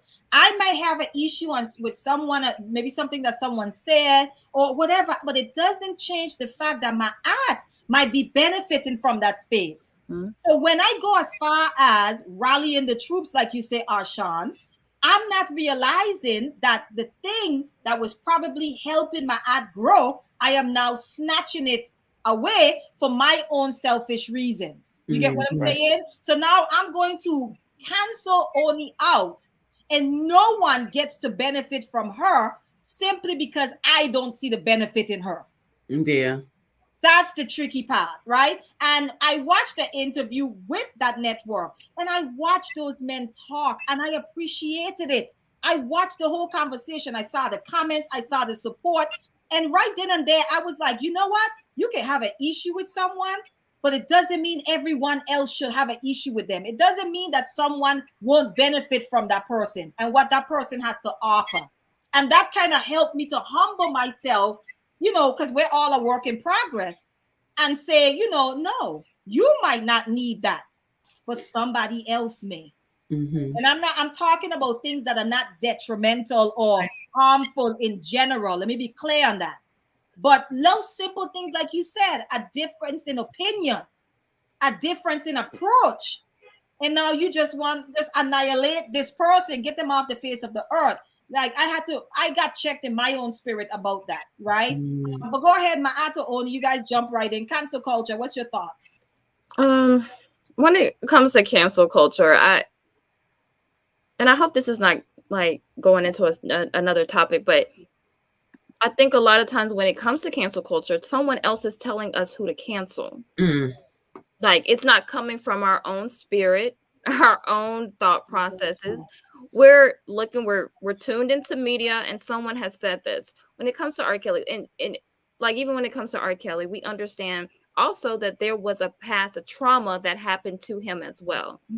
And yes, we do have to address the things that he was doing, but also how do we address the trauma that he also experienced, and not letting that trauma, because, and I'm trying not to go to another conversation, but with Black boys specifically, because those same traumas happen to Black boys. So when people cancel someone without understanding all the layers of that person, it just goes to, why are you even now canceling? Because those signs were always there. Those things were always there. That was something that was deeply ingrained in the music, in the industry, and it was always there. And so then someone has said, oh, well, now you need to cancel them. Now you need to throw this person away, when you were there listening to their music and the signs were there. The conversations about R. Kelly has been had since I can remember. Aaliyah. That's a good point, Amahat. That's a very good point. Yes. So, as you're thinking, I'm like, how much of that is group think? Like, do we just get dragged into group think? Like, or not, like some of us not feeling like we want to be left out in a sense. Mm-hmm. Well, this is what the majority are doing, so this must be the right thing to do. Right. You know, and numbers, especially in the social media space, Mm-hmm. numbers Yes, be having us out here looking crazy, okay? Well- Because we think that numbers means right. Mm-mm. So Mm-hmm. you could be feeding people poison, but as long as you see numbers increasing, or you could be doing something that's dangerous, but as long as you see, if you interpret numbers as love and support, Yeah. if you just see it that way, then there is nothing that tells you this is bad, because you're like, no, it can't be bad because a whole lot of people like it, right? So it's the same thing with groupthink, where people are like, majority of this is what everyone is saying, so it must be right. So let me jump on this train. A lot of us don't really know how to sit things out and really observe, analyze, dissect, you know what I'm saying? And then decide for ourselves. We get caught up in the emotionalism of it all. So I agree with that, my aunt. Only go ahead, and then I'm gonna go on to the next question. Yeah, that was going to be my input though. That's what I was going to bring up. Group thinking. That's Yeah. what I think about when I hear cancel culture. Now, in the instance of you know, some of the examples you gave, I made my mind about that years ago. You know what I'm saying? Before everybody was on it and stuff like that. And I think that's probably what kind of saves me for the cancel culture. You know what I'm saying? I don't really participate in that because I don't really like to participate in group thinking anyway. I love to be able to see for myself, see what it does for me, how I think about it personally. Yes, I'm going to listen to other people's opinion, but I'm not in the habit of basing my decision on other people's opinion too much anyway. So I'm not really affected by cancel culture. If I'm canceling somebody, it's because I've given it some thought. I've thought about all of those things that you all talked about. You know what I'm saying? Yes, R. Kelly was a pedophile. He did those awful things, right? But I really love his song. I don't see nothing wrong with Bump and Grind. It was my favorite song to skate to when I was in college. I mean, when they played that in college, I was like, that's my song. You know what I'm saying? But you know, but even then, when I saw him and Aaliyah on Planet Groove with the same outfits on, I already knew something was wrong with that, even as a child, because I was like, I know what my friends do. And if they boyfriend and girlfriend, we going to the carnival, they wear the same outfit. So why you got the same outfit? So, you know, for me, I want to bring light to it because it's heavy. There's some nostalgia there. There's some Yeah, nostalgia you know, there for so sure. for me, I think the reason why I would probably reject the cancel culture is because it's like people are not thinking for themselves. They are just following whatever trends. A lot of times they don't even know the story. You know, they don't even know what happened, why they consider canceling somebody. They hear a little snippet and then they jump on board. And so that would be my only thing. At the same time, Arshawn, I do think there are things when they are doing violent things and it affects the whole community that they still do have to be addressed. And in some of those cases, yes, you did some wonderful things, but you can't keep on in this manner. And so at that point, something does need to happen. So I guess it kind of can vary, but I think for me, it's the groupthink that keep me away from being particularly fond of cancel culture. And it's not easy. Thinking for themselves. It's not easy to go against the grain. I just want to put it really is. I want to put that out there. Even if you're the wrong one and everybody else is right, just to even stand in that is a very difficult thing, considering the age that we live in, like the era we're in right now. That's a really courageous thing to do, is to go against the majority. It just is. I mean, I see people doing it and I'd be like, I don't agree with you, but I respect you for having the courage, you know, to stand on what you believe. This is probably, y'all don't be shy for this one. Do you have any prejudices you've admitted to yourself? Absolutely. Absolutely. You want me to start? Please. And I'm probably gonna step on some black toes and stuff. I might step on all color toes at this point. Listen, I might step on all the color toes at this time. Okay, look, I don't like the swirl. I have a strong prejudice against the swirl. Okay. Yeah, and that's all I want to say. You're talking about divestment. You're talking about interracial relationships. Yes, okay. I just, you know, I have a prejudice. Okay. Because on both ends, whether it's men or woman. Absolutely. Yeah, I mean, I think that. Yeah. Thank you for your honesty. I don't weigh one above the other one. I just feel like I have a prejudice. Okay. Yeah, because I don't know. I don't forget history. And yeah, I'm gonna stop right there because I don't no, want it's to get. okay. Is it a prejudice that you feel that you need to work on, or is it one that you're like, I don't see anything wrong with that prejudice?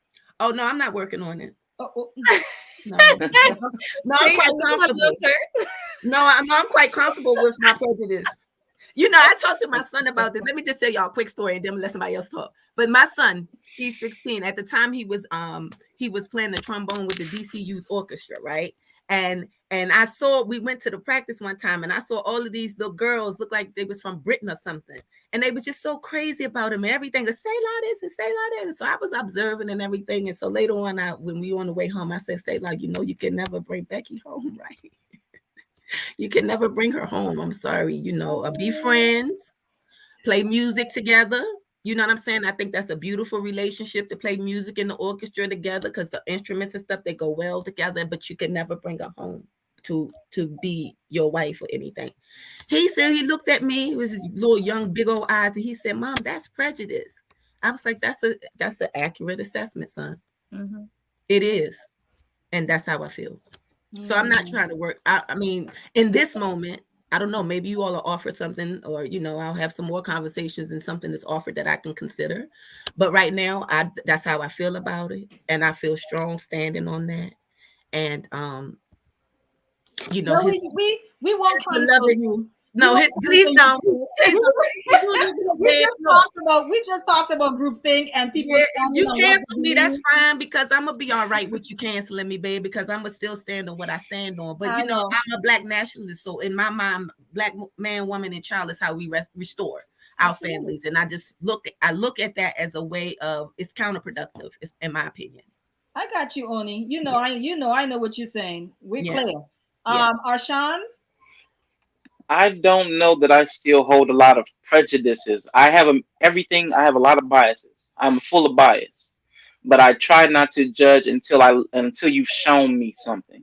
Mm-hmm. Like then once you confirm or like deny my bias, then I go with that. Like even like I'll use Oni's example of swirlers. Like I'm not going to judge you immediately because maybe that's all you had, like a proximity, or that's the person you just fell deeply in love with. And I don't have any problem with that. But the moment, sometimes you open your mouth and you start saying, because Black women ain't never, or maybe it's a Black woman, because Black men ain't never. Okay. Now I have a bias because I know you went for the wrong reasons. So I'm more on the bias end before the prejudice. I'll let you open your mouth before before I slot you. That's such a good point. No, thank you for that. Yeah, I had to analyze that before in myself, and that's because I know a couple of people who are married to other races, right? And one of it was, what I've learned is that the Black person in the situation, it's not that they had never dated Black people. That was not the case at all.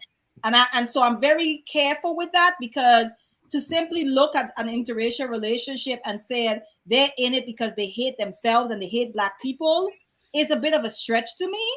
Because for me, you haven't even looked at all the factors involved, right? There are people whose parents, they raised them in predominantly white neighborhoods. They go to predominantly white schools, and they went to PWIs. Most people meet their significant others in college, right? Or going into high school. There are people where their friends, their circle, and this might not be us, but that doesn't mean these Black people don't exist. Right. Where it's just like, okay, this is what I have access to. I know a friend of mine who she dated throughout college, and she ended up meeting her husband in doing her graduate program. By that time, she had dated multiple Black men, right? And it just didn't work. It wasn't a fit. And so when she met him, there's some factors in there as far as the racial dynamic in America, of course. Some hard conversations. But she's a very intelligent, educated woman, dated Black men before. And I think she just ended up being with this person because there's something that he was bringing that matched what she was looking for. So it's not as simple for me anymore as you just don't like yourself. You don't like your people. I think that's an oversimplification of it. Now, I'm with you, Sean, as far as I listen though. And I could tell the people who did it out of pain, who did it out of frustration, and who did it out of hate for themselves and their people. All you have to do is listen to the conversations. Because if I choose to be with someone, then I choose to be with them. But if I choose to be with someone because I hate someone else, that's where we have a problem. And you can hear it in how people talk about it. You know, I've seen it enough times. You know, the whole divestment. You raising your hand, Ashan?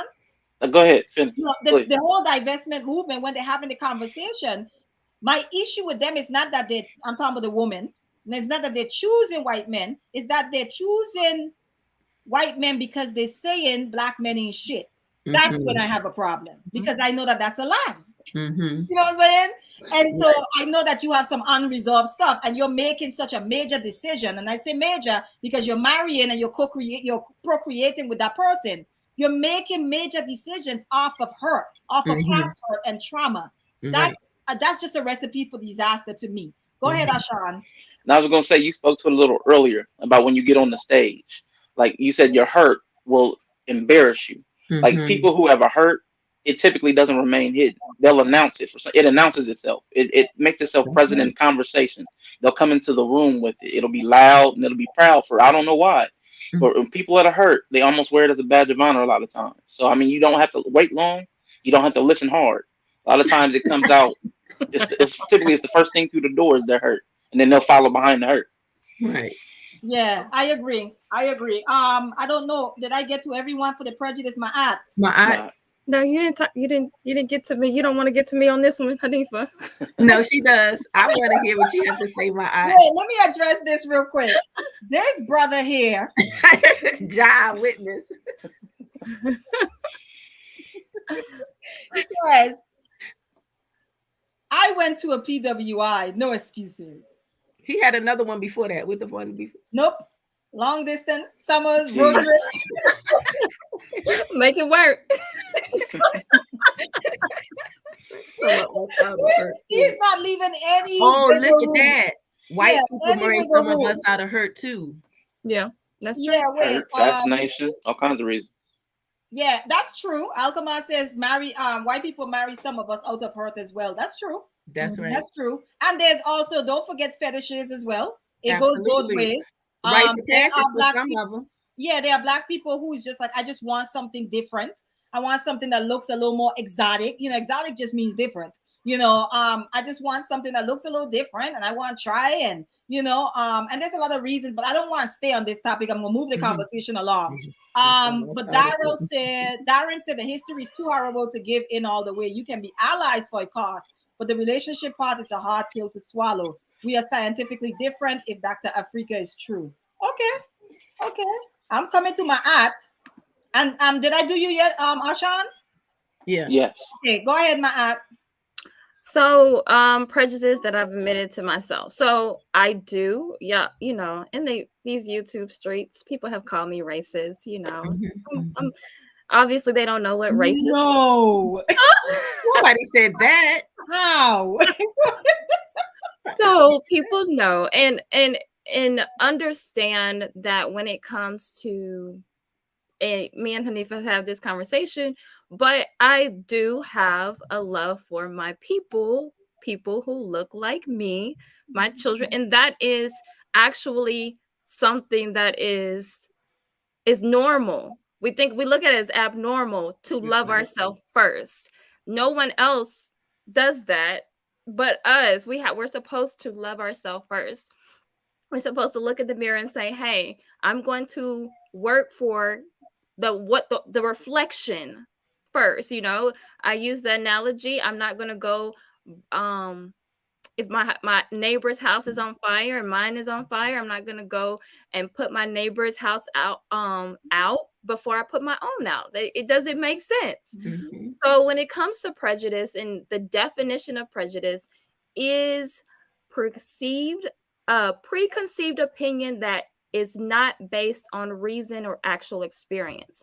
So when someone says that we have prejudices, they're actually in reason. They're actually from actual experiences or the experiences of our ancestors. Yeah. So when someone says like you're prejudiced or you're racist, we have every reason to be that way. We have every reason to say we don't believe in interracial mating. And I believe I've been using this word a lot the past few days, being attentive with our mating, because historically we have seen that people who are interracial, they have not always been able to be trusted. Now, is that always the case? No, it's not always the case. But the majority of the times, because they're coming from a split, they're split. Like they're split in, am I black? Am I white? You know, that whole that conversation, and we have to understand that that's what it is. So when I say I have a prejudice, I will openly admit, and I don't think it's a prejudice because I just read you what the definition of a prejudice is. I think it, and I like what who said it in the chat, prejudging. Prejudging. Prejudging. I do prejudge that white people are innately racist in this country. That is what I believe. I believe that they are born into a system where that they are innately racist. It's not something that they're always conscious of. That's it. It is. So when I've gone and I've told people this all the time. I've been in I went to a predominantly Christian school. I was the only black girl in my class. I've had white friends. I have people in my family who've married white people. So I'm not a person who's like, oh, I don't deal with white people at all. I don't, that's not what I'm saying. What I'm saying is that it is ingrained in them. So it will come out. No matter how much they say they love black people, it will come out at some point of them having a hierarchy to us. They believe that. That's what they see. That's what they see in the media. That's what they see when they walk into the grocery store. It's as soon as they are born. So that is, if you want to call it a prejudice, it is, but it is to me within reason. Yeah. Okay. I think that's what I was trying to articulate, my art. Thank you so much for being so eloquent in that.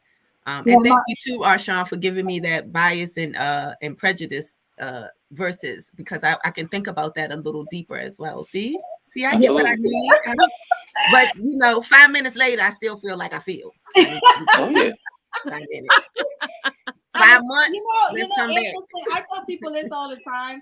You didn't get there overnight. Yeah. And you are not going to move out of that space overnight. That's a process.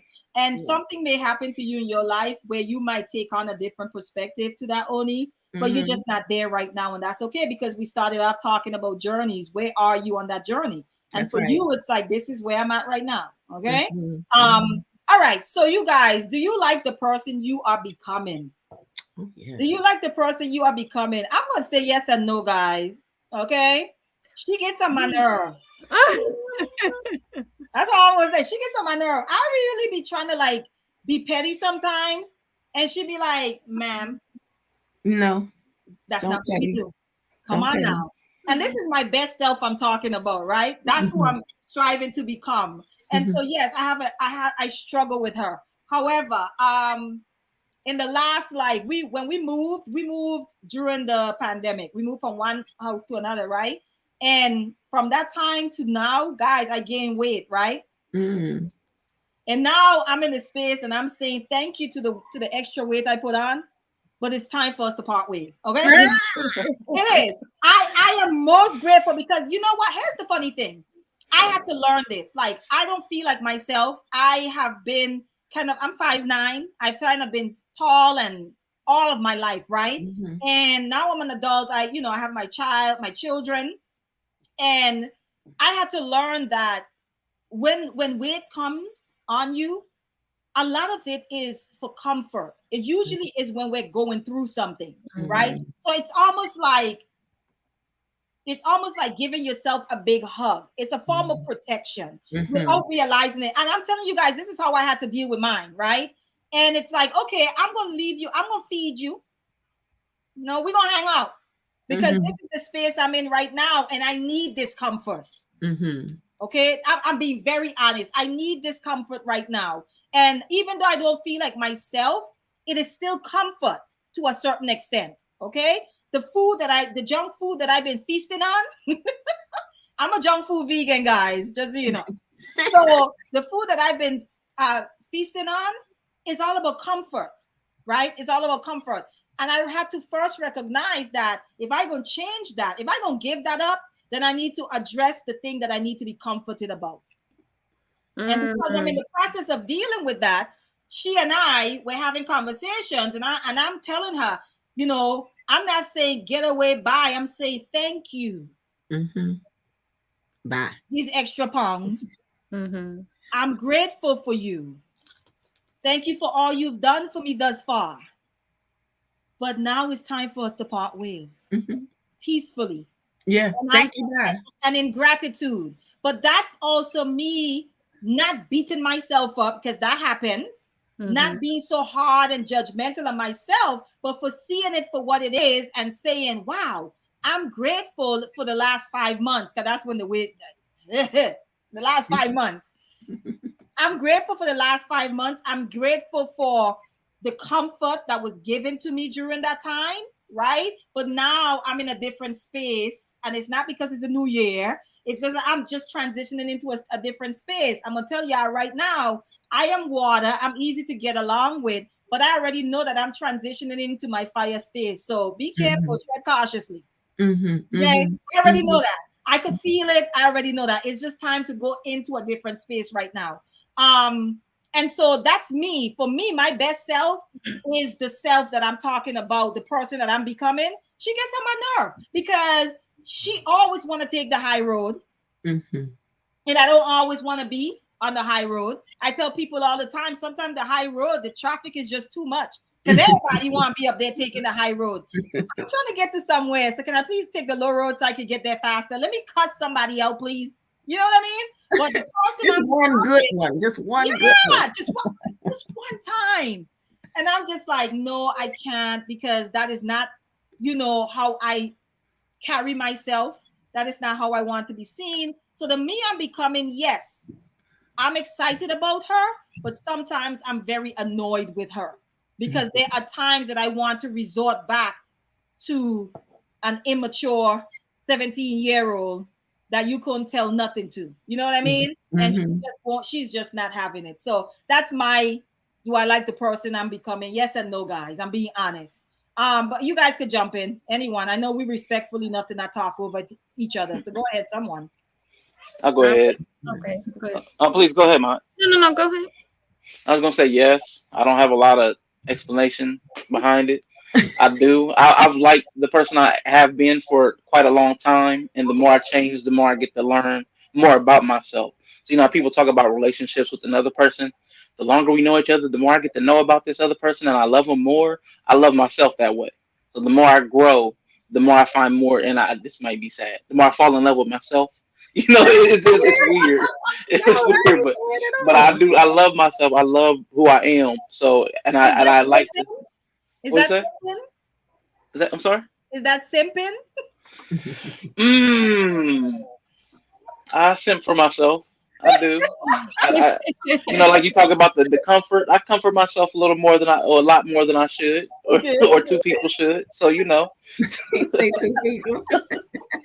Yeah. So the more that you evolve into this new person, the more things you learn about yourself. You just start. Are you saying you fall more and more in love with yourself? Yeah, because it's like I have this. I think I mentioned this to you in a comment, and we talked about the work that people have to do. And I said it really seems like you would have to devote your entire life to understand yourself. And I feel the same way about religion, and I feel the same way about a lot of other things like science and the universe. You would devote your entire life and still not have a full understanding, because as more of it pours into you, you evolve, and now you're going to have a new understanding.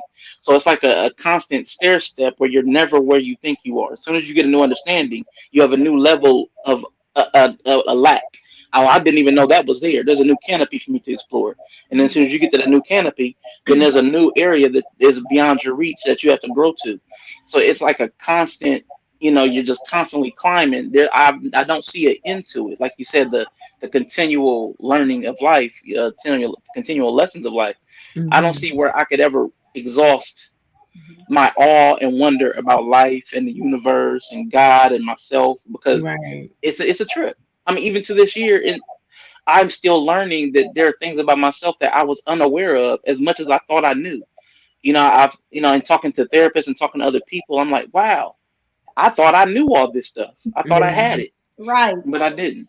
Yeah. So it's an enjoyable.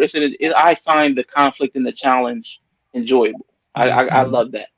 But don't you find that different environments also reveal different circumstances, different environment, different spaces reveal different parts of yourself that you may not have known? Like Absolutely. I still believe that the reason why, and you guys gonna kill me because y'all gonna be like gravity, but I still be saying I think the reason why we can't fly is because we haven't really had to. That's how I think in life. And that's just an example. I know it's probably a poor example, but I'd be like, No, maybe you can't fly because you don't really have to. absolutely. I find that as human beings, like we really don't know our full potential Absolutely. until we are put in situations where we have to tap into those parts of ourselves to make it through those situations, right? And you come out on the other side and you're like, wow, I didn't even know that I could do that. I didn't even know I was that strong. So I do believe that, and this is why I don't believe running from conflict helps you. You have to face it because it's probably something in that conflict that is going to show you or reveal to you a part of yourself that you don't even know. You know what I mean? So my aunt and Oni, you guys could go ahead. Would you like to you can go ahead, my aunt.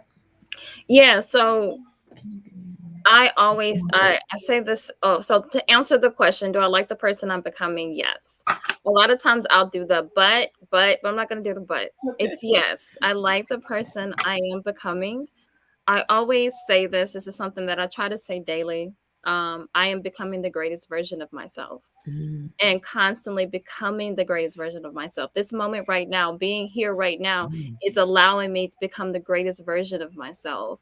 So even the trials and tribulations, the rough patches I go through, is allowing me to become the greatest version of myself. And Marshawn made a good point, because sometimes you get somewhere and you're like, man, I thought I healed from that. I thought that I was, I thought I was past that. I was, all those different things come up, but then it just allows you to continue to become the greatest version of yourself. It allows you to say, okay, this is something that I still need to work on.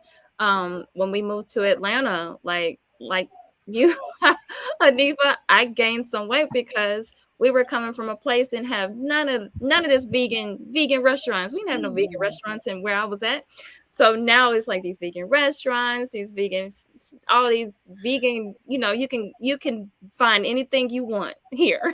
And so I did, but it also was a place of comfort. I was in a new place. Yeah. And it was also a different place. It was, you still had a little fear there, even though it was excitement, but fear. So, and I like what you said about understanding what needs to be comforted before you move past that. And allowing myself grace in certain situations. Yeah, I gained it, but I also lost. I'm not where I was 5 years ago, where I was over 200 pounds. So, learning myself and saying, okay, you have grace. Yeah, you gained a little bit of it, gained a little bit of weight back, but you also have the tools that you didn't have before. You have those tools that you know how to get rid of it. You know what you need to do. You might need to spend more time at your altar. You might need to spend more time in meditation and all those different kinds of things, and having those tools in rising every day and allowing myself to be the greatest version of myself in every minute of the day. I'm not who I was 2 weeks ago, and I'm not going to be who I was 2 weeks later. That's something that I believe in, always growing and evolving in each state that I'm in. Peace to OG Patrice. Peace. Happy New Year. Happy Kwanzaa. Yeah. Abarigani to everyone. Abarigani Kaumba. Kawumba. Okay. So I want to go ahead and let Oni speak to that, and then we're gonna move on to like the last two questions. Okay. Yes. My answer is yes. pretty much because of what my aunt just finished saying. You know, there's another, I love these proverbs because they always, I read them years ago, but they always make sense now. And I love it when I can apply it. And it was one that talked about, don't focus so much on the destination, appreciate the whole journey. And so that's something that I apply to myself. All of these different stages of development that I have are wonderful. Every single one. That 17-year-old that's quick, that they used to call Big Nay, that's quick to pop you in your mouth if you say the wrong thing. I'm not getting rid of her because I might find myself in a situation in chapter 48 that I gotta reach back for her. So I keep her on my tool belt. I'm not trying to get rid of her. Now, is she driving? No, of course not. Exactly. Only Afriye is the one who's driving. Mm-hmm. She's the one with the love. She's the one, and the Big Nay had love back then too, but she didn't know how to access it like I know how to access it now. Mm-hmm. Because it wasn't required of her to access that deep love then. Mm-hmm. So am I loving the person that I like? Yes, because now I can do Oni, I could do Big Nay, whatever the situation calls for, I'm equipped. And all of my many me's, all of my many selves, I get to walk with all of them. I just manage who needs to be in the forefront. Mm-hmm. What does this situation, that keeps me flexible and limble.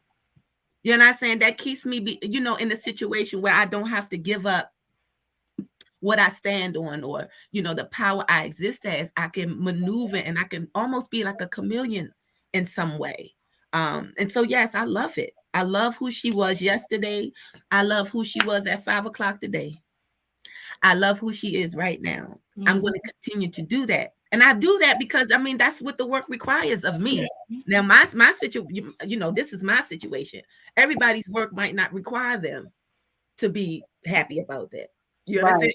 And I gained some weight too, Hanifa. But I didn't understand all of that you was talking about. I was just like, I don't understand why my knees hurting. So because my knees ain't used to hurt. You know what I'm saying? So, I wasn't so graceful with her during that time. But I still wasn't to the point where I didn't like who she was. Yeah. I didn't. Maybe we're a little bit off. We need to bring some balance. Yeah. Because with that extra weight and stuff came a whole lot of stagnation. I wasn't able to move and do the things that I needed to do. So that's what I didn't like about it. Yes. But I like that I had 2 hips. That's what my grandmother said. When you get your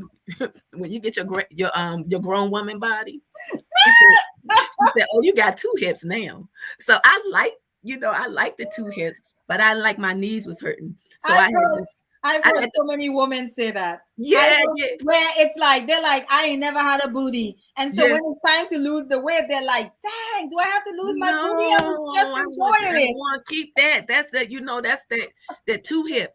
But then I practiced some ma'at and I just balanced that thing out. Yeah. And I'm not able to do that if I'm sitting somewhere talking about how I don't like myself. Mm-hmm. I can't even tap into it. I can't do nothing about it, but just maybe wait for the storm to pass or whatever. That's not the way I move. You know what I'm saying? I am an active participant in what's going on in my life. And so that requires me to like every stage. Mm-hmm. And I might not be everything that I like, but I'm going to find me a silver lining. Because I got the love up on me. Just because of the work that I'm here to do. You know what I'm saying? So Oni, you touched on something, and I want everyone on the panel to please briefly just speak to this. You touched on something as far as different areas of yourself, different parts of yourself. And I agree with you. I was raised in the hood, and I know, yes, the islands have hoods, people. Okay, yes, they exist. That's right. So I was raised in a housing project on the beautiful island of St. Thomas, right? Mm-hmm. And so there are some things that I just don't play around with, right? Because of what I've seen, how I grew up, all of that. For example, when we talk about beef on social media and people take it very lightly, I do not, because I know people who have died over things that have started on social media. So this idea of you could turn off your camera and that's the end of the beef or the conflict, you will never see me play around with beefs. You will never see me encourage them. And maybe that's me projecting my own experiences onto people like we talked about earlier. Maybe. But personally, I don't play around with it. I don't, like, because here's the thing, the same technology, and I feel like this, that you are on beefing, that person can use that same technology to find you if they really wanted to. Mm-hmm. So when it comes to that type of, and again, that's the way that I was brought up. So I say that to say, usually I tell people I'm not so far removed from that person, right? So she exists, like you said. I'll give you guys an example. When I used to work, with foster children. I had to go into some areas that were rough to go pick them up sometimes. And I used to always bear in mind, you from the hood, but this ain't your hood. Mm-hmm. Okay. And so I would drive, but because of how I was brought up, that side of me that I might not, that you say only doesn't drive, I still had to tap in. Yeah. Because the alertness that was necessary in those spaces, that's the only person that I could tap into for that. And that's the Hanifa that grew up in the hood, right? Mm-hmm. That knows how to watch your surroundings, you get what I'm saying? Mm-hmm. I had to tap into that. There's no other way that I could do that. So that's why I don't believe in, unless it's really something that's detrimental, I don't think those parts of us go anywhere. I think we learn to manage them. I think we learn to control them. And again, I think we get to determine who is actually driving this train and who is not. So yes, those parts about, and that's why, like, I could see Ashan and I could be like, I love Ashan's mind. But I also need to acknowledge or be careful in thinking that's all there is to Ashan. That's right. You get what I'm saying? I need to understand that that's just one aspect of Ashan. So you see Hanifa and she's always positive and she's always encouraging. So in your mind, you're like, okay, she ain't about the smoke. And I'm not about the smoke. Until I'm about that smoke. Comes to my door. That's another story. Right. And that's the part of me that's not driving that will come out, right? Because they're all necessary, right? There's parts of me that need to be stoic in a situation. That part of me exists. Mm-hmm. So where I'm able to just detach, and for the most part, I function in that. I'm sorry, you guys, I do. But I'm working on that, but because I don't want that person driving. But why is that person there? Because she was necessary at one point for survival. We all have these different parts of us in us, right? And it's just understanding, is this necessary now in the space that I'm in? Or is this just maladaptive behavior? And being able to recognize it and be like, no, I don't need that now. You get what I'm saying? I'm safe in this space. But yeah, just to piggyback on what you said. But go ahead, Arshawn and Ma'at. I definitely agree with everything you just said. We do pick up a lot of learned behaviors and coping mechanisms in those first 18 years where we're not choosing our circumstances, or we're not choosing the places, the environments, the people, where we have no real agency other than what we develop in our own minds. So we develop, like you said, the alertness because of your environment. And there may be certain mental coping mechanisms like defensiveness because your family's super critical. I mean, so there may be a lot of things that you no longer need once you're picking and choosing your own spaces and your own relationships. And sometimes you have to learn to turn those off. And what I had to learn myself was most people don't grow those childhood mental, I don't know what you want to call them. I know the psychology, I think schemas, but there are certain things you build up in your mind, like the way you see things. But as you mature, you stick things on the layers grow. Like you put more concepts on top of it to give it a more I don't know what word to use, like a more robust nature. It has a wider view, a bigger perspective than you would have when you were 8 or 18. Then even sometime when you're 28, as you continue to grow, your perspectives tends to grow too. And you some things like you said, the beefs, the YouTube beefs. Yeah. When you're in your 40s and 50s, you would hope that you've grown to the point where that stuff just doesn't matter to your life. Right. Like it doesn't really pertain to you, so you don't even engage into it. Right. Whereas a youth, you're trying to protect your pride and your ego and your reputation. Someone older, more mature, that has more things to lose, they have a family. Like that doesn't even matter. In my perspective, that's a small thing and unimportant. And it's hard to get there because we have so many, like you said, aspects. I may be growing mentally in the way I see things, but then when it comes to personal conflict in my real life, I'm still a child. and my inner child will come out. Or maybe that's why I get into a lot of conflicts and arguments. So my emotional well-being is really strong and sound, and I have my boundaries set up. But then I'll go into the workspace and I don't know how to ask for a promotion, or I don't know how to navigate the political landscape. So even though we have all these aspects, it's hard to get them all to grow at the same speed all the time. So something opportunity cost. As we're doing one work here, something else is atrophying. Something else is by the wayside. So I mean that's something we have to contend with. When you're doing work over here is not getting done. If you're working in the garden, you're not in the house. Yeah. You just made a point about when I used to do training. There was and I tell everyone about this. There's a puzzle that we used to use just so that the foster parents can have a full understanding on the type of children that they're probably going to get into their homes. So we would start off, it's like 6 pieces to the puzzle. And so the first piece would start off with the chronological age of the child, right? So let's say the child is 15. And we'll let the parent tell us how old is your child. They'll fill that in. Then the other side, that the next piece of the puzzle, we'll say, what do you think the emotional age of the child is?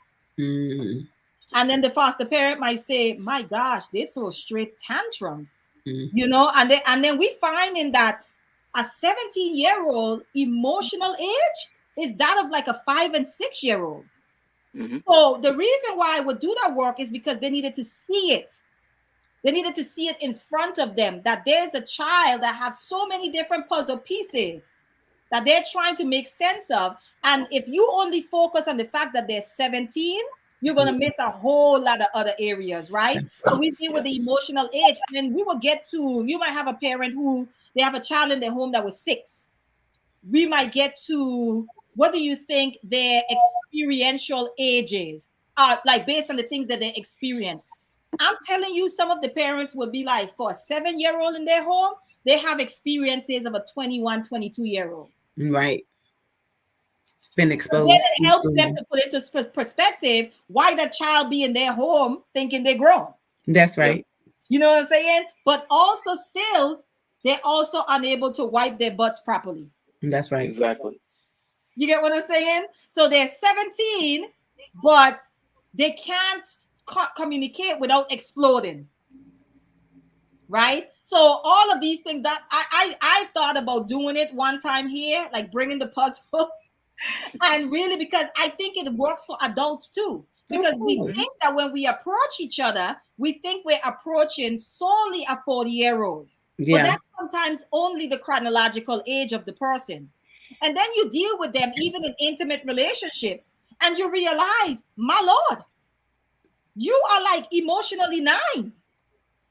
You know, you could barely communicate, but here you are 37.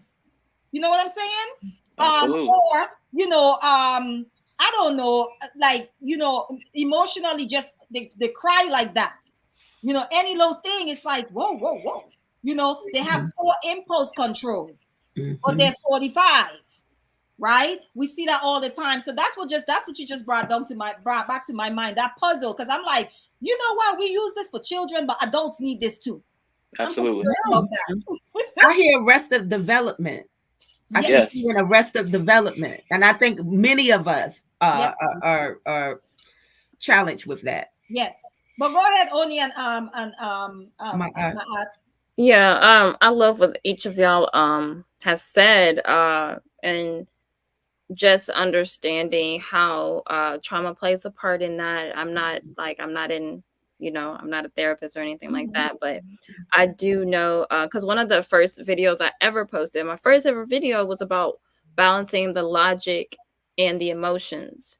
And a lot of times when we're in that moment, we're not even arguing from the present moment. We're arguing from our past traumas or something that has triggered whatever it is. And so understanding and being in control of the spaces that we're in. We don't have to go into certain spaces.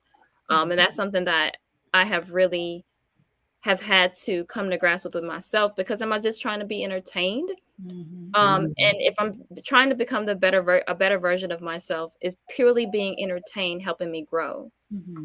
So I really am trying to be in control of who I am as a person, because like anyone who knows me, and as I identify as a Pan-Africanist, is me being entertained, helping my people, helping my community, helping my family, helping my children, helping myself. So I'm really trying to be in control of what I absorb, whether it be entertainment, whether it be on social media, whether it be in my, my personal life, just really being in control of that and understanding. And this might be rudimentary, but I can control how I react, but I can't control how someone else reacts. Absolutely.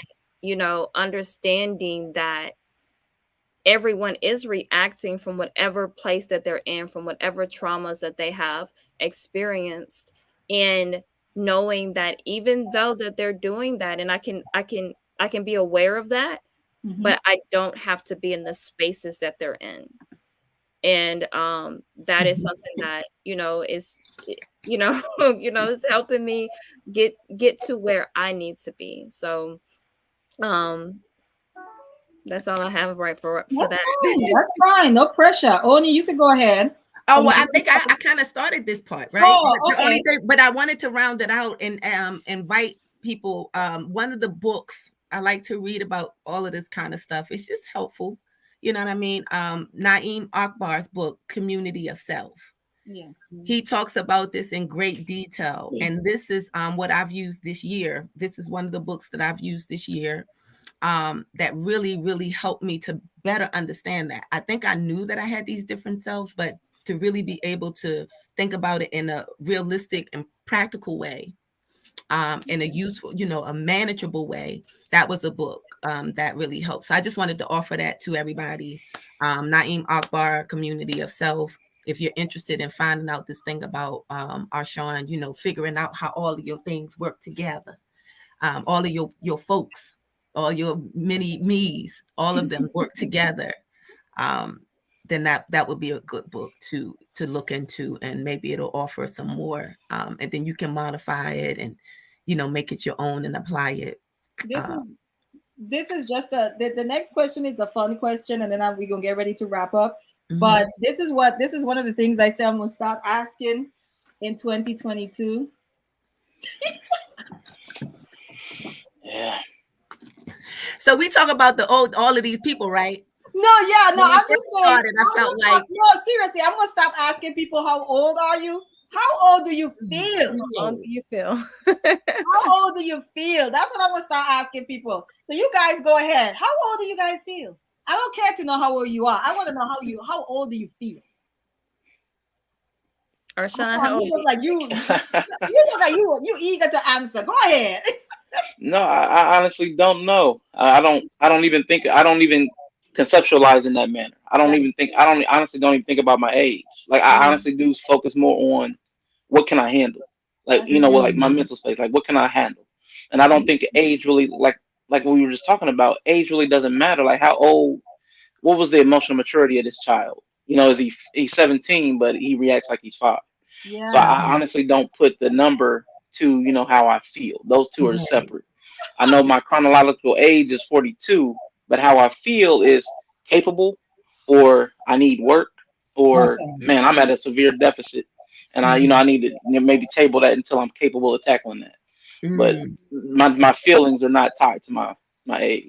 Okay, that's just that's a fair answer. The way that brother mind work, I just love the way your mind work. Yes. Thank you. I love how you put it in perspective. Well, I mentally, spiritually, I feel like, I don't know, eternal.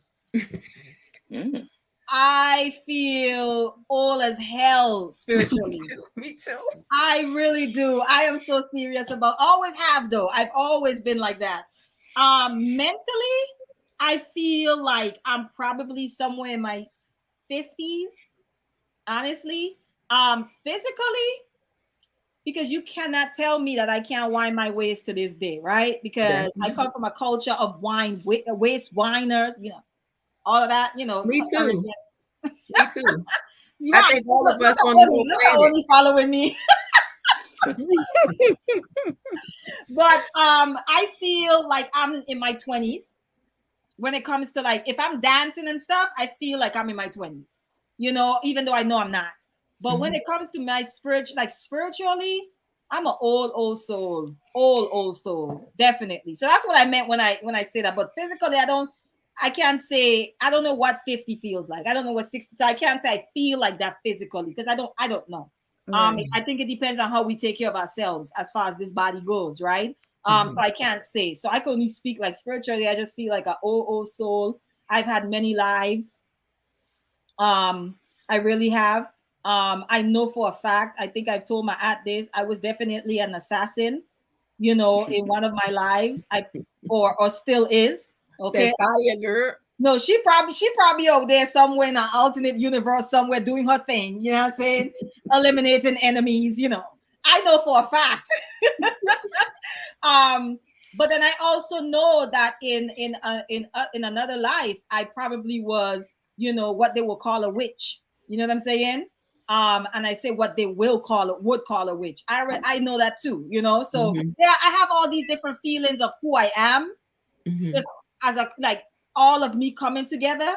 So when it comes to age, I can't say body wise, but you guys get what I'm saying. Go ahead, Oni and Maat.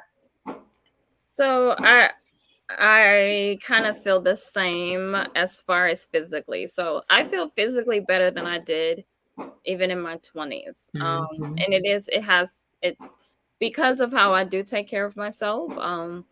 Most people know that I believe in holistic health, and so you know I have really poured into that over the past few years.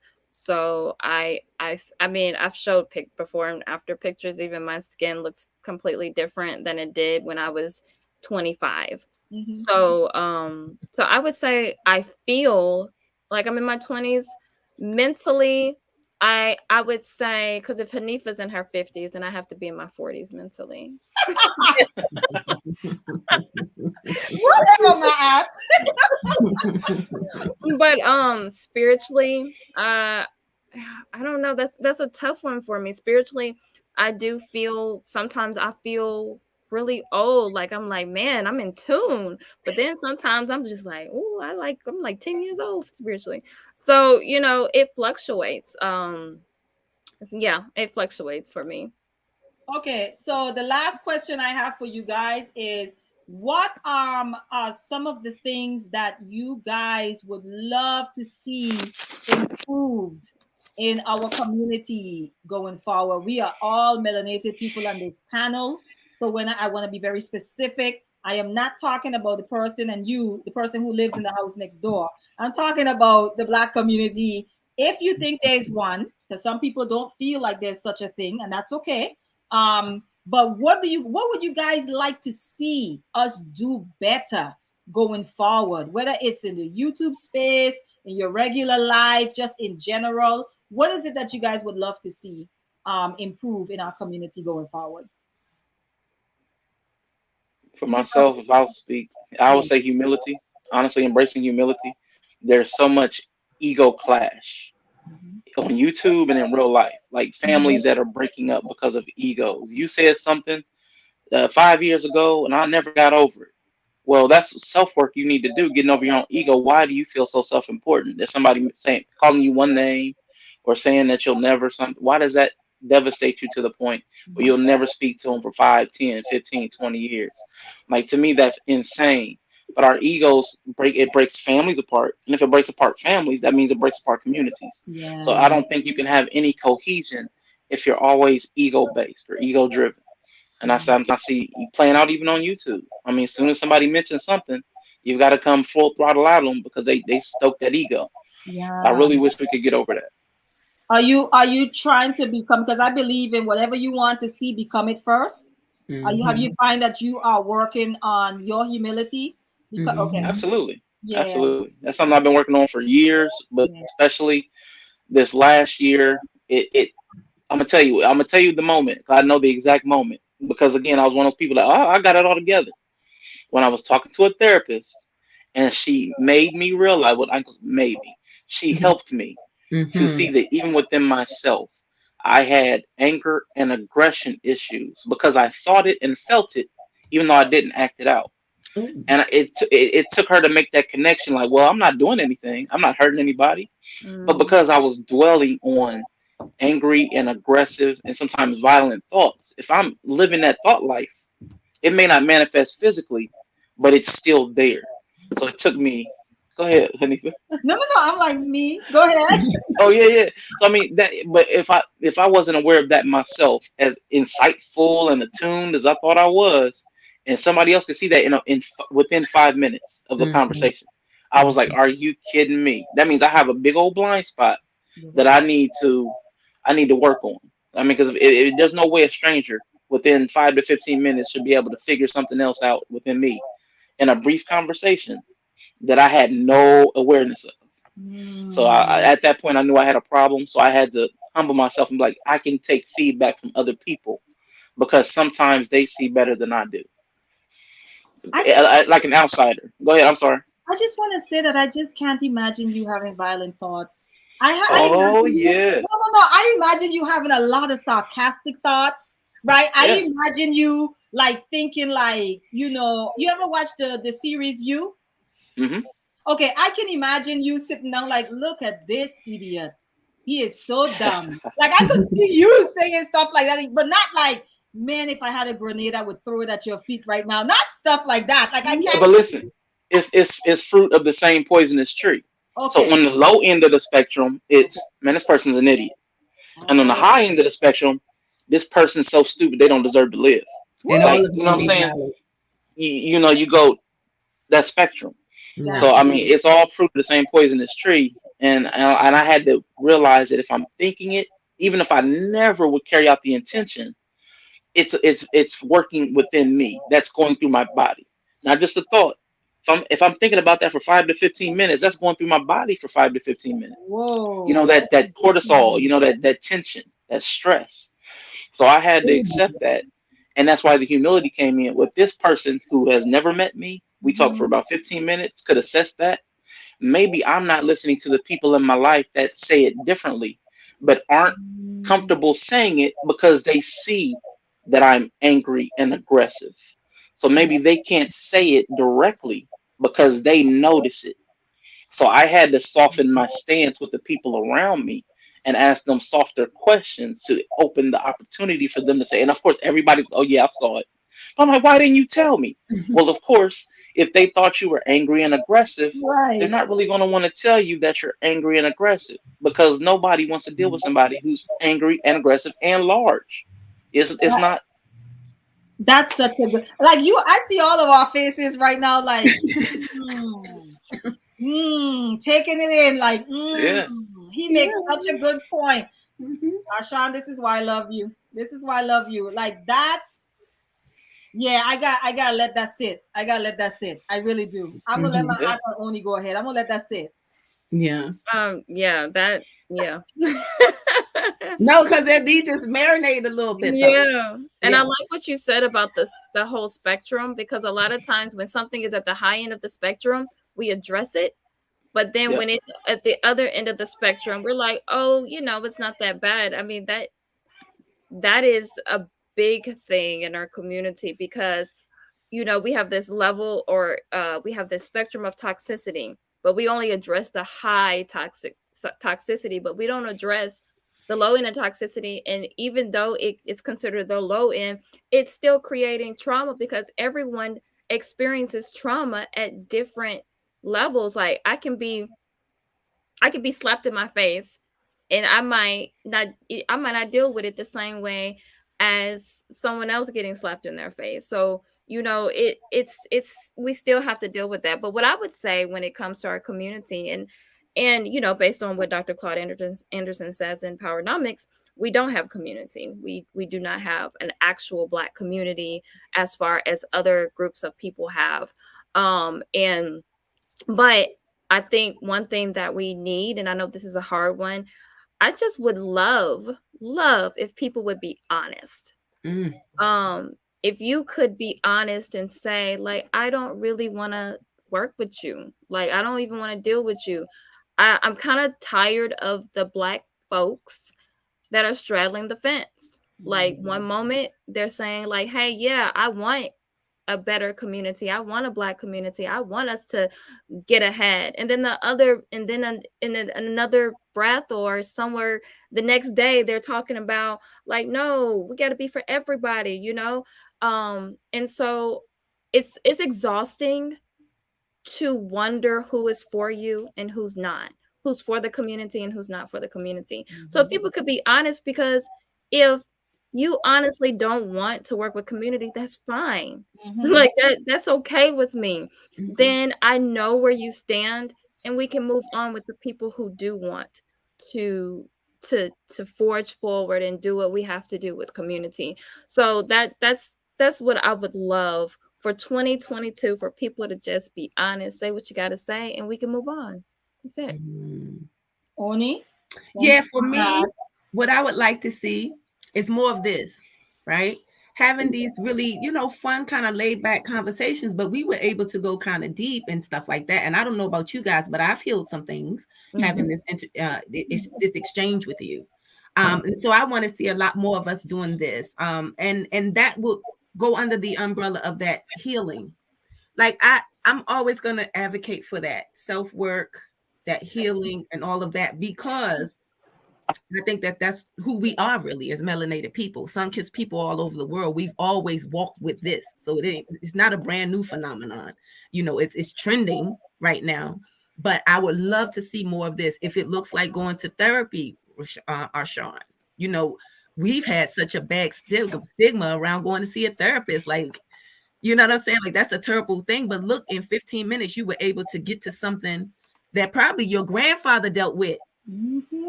Your grandfather gave that to you, really. But he wasn't going to talk to nobody about that. So you have now made some strides. I would love to see more of that happening. I would love to see more of us tapping into all of the resources that are available. I think I heard you say something about holistic healing. That you do something like that. I would love for us to, invest in this sister so that she can be in a position to support us, because we're going to need that. These last couple of years with all of this COVID and all of this kind of stuff, being shut off from each other and isolated and stuff, we're going to need people in place to deal with what that's done for us emotionally and mentally, and even physically. We're going to need some support. So that's what I would like to see: more healing, more transparency, more honesty, more humility, and more investment in yourself, so that it can have a ripple effect to your family, to your community, to your nation. Yeah. I see. Before I answer, I'm gonna go ahead and say hi to Mr. Best in the World. Welcome. Thank you, sister. Thank you. It's an honor for me to be on. Thank you. I really appreciate it. Salute to my brother Arshawn Dave. Most definitely salute to you, bro. Salute to Sister Ani. Salute to my sister. See you right here. Hanifa, thank you so much for having me on your panel. I'm really appreciative and grateful. It took me some time to come through, but I had another live I had to take care of, and I had to make a call to a close friend, but I would have been on sooner. So thank you for having me on. I really appreciate it. I'm most grateful. I'm always opening up to you guys to come up. I'm here to have different conversations. So thank you for the support, and thank you for coming up on stage. And being that you just walked into the conversation, I'm going to go ahead and ask you the same question. Going forward, what is it that you would like to see more of in the so-called Black community? I think what I would like to see more of is just us loving ourselves and loving each other. I think that's the biggest thing, because that's where it starts. You have to start with self-appreciation and self-love and self-worth. And I think, that's I think for some of us, we've gone to the point where we think that us being in a bad mood or being negative is a good thing. And it's like, no, we the people who made Soul Train, We the people that, that was fashionable, that was trendsetters, We the ones that made people get up and dance, made people want to party, made people want to dress up. We the ones that was doing that. We inspired that. Not only did we do it in our homeland, but we came to a whole different place. We got our whole culture stripped from us, and we still brought that same flavor here. You know what I'm saying? We brought it to the Caribbean. We brought it to South America, Canada, we brought it all around the world. You know what I mean? We are the people of the sun. You know what I'm saying? So we always are going to bring that energy. You know what I mean? We're always going to bring that love and inspiration. That's who we are. We're bright, vibrant people. You know what I mean? And when our light shines, it shines the brightest. You know what I'm saying? So we gotta let our light shine. I know because of all the trauma we've been through, it's very hard. It's very hard. They put us through a lot of trauma. There's a lot of generational curses. There's a lot of trauma on us. You know what I mean? You know, not from slavery 1 to the industrial age to Jim Crow to civil rights to the crack era. It's a lot of stuff on us. Now we're getting out of the generation with the absentee fathers. You know what I mean? So we got a lot of stuff on us as a people. So we have to address all those things. We have to be cognitive of it, but we can't allow it to make us not love ourselves, right? And make us not love and appreciate each other. I think that's the biggest thing. If we can get back to that, get out of all this negative music that we have, all this overly sensual music that we have. There's not wrong being sensual, but it's now it ain't like you listening to some Luther Vandross or some Marvin Gaye or something. This is on some like pornographic type stuff, man. I can't get with it. I'm cool. You know what I mean? I'm not that type of brother. I'm a smooth kind of chill brother. I like some Earth, Wind and Fire. I like some Marvin. I like some Teddy P, something like that. I'm not on this type of new wave they are. I don't know what these guys are talking about. I barely can understand them. You know what I mean? So they speak in some old other language. I don't know what they be saying. Sometimes they speak so fast, I don't know what they're saying. So with that being said, we got to get back to loving ourselves, man. I think, when it comes to what we eat, especially with everything that's running around with the whole, disease situation. I can't say the word. We know what it is. Got to watch what we eat, watch what we watch, right? Watch what we have around us. You know what I mean? And then also watch the activities we do, whether it's exercising, meditation, reading, pick up a book. You know what I mean? And if you don't want to pick up a book, you can put the book on your phone. You can listen to it. You know what I mean? There's so many ways. Listen to music that empowers you and inspires you. You know what I mean? Watch things that inspire you. Do activities that inspire you, whether it's video gaming or whatever. Whatever you're into. Whatever arts we're into. We're very artistic people. So we always find ways to invent things and do things that are great and that are forthcoming and thought worthy. That's just a part of who we are. You know what I mean? And then when it comes to just loving each other, treat people the way you want to be treated and better. You know what I mean? So, treat them great, but treat them better than what you would treat them on a regular. Because then, if they do turn out to not be good people, you did everything you could. You know what I mean? And then you can still be you and walk away at the end of the day. You know what I mean? Yeah, you'll feel hurt. You know what I mean? Because your trust and your love was betrayed. So of course you're gonna feel hurt, but you're able to move on a lot better and a lot quicker and a lot more efficiently. You're able to make that person be in their space.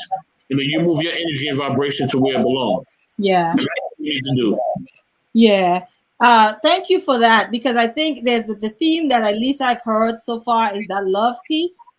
And so to build on what everyone else said, I would like to see more love and less fear among us.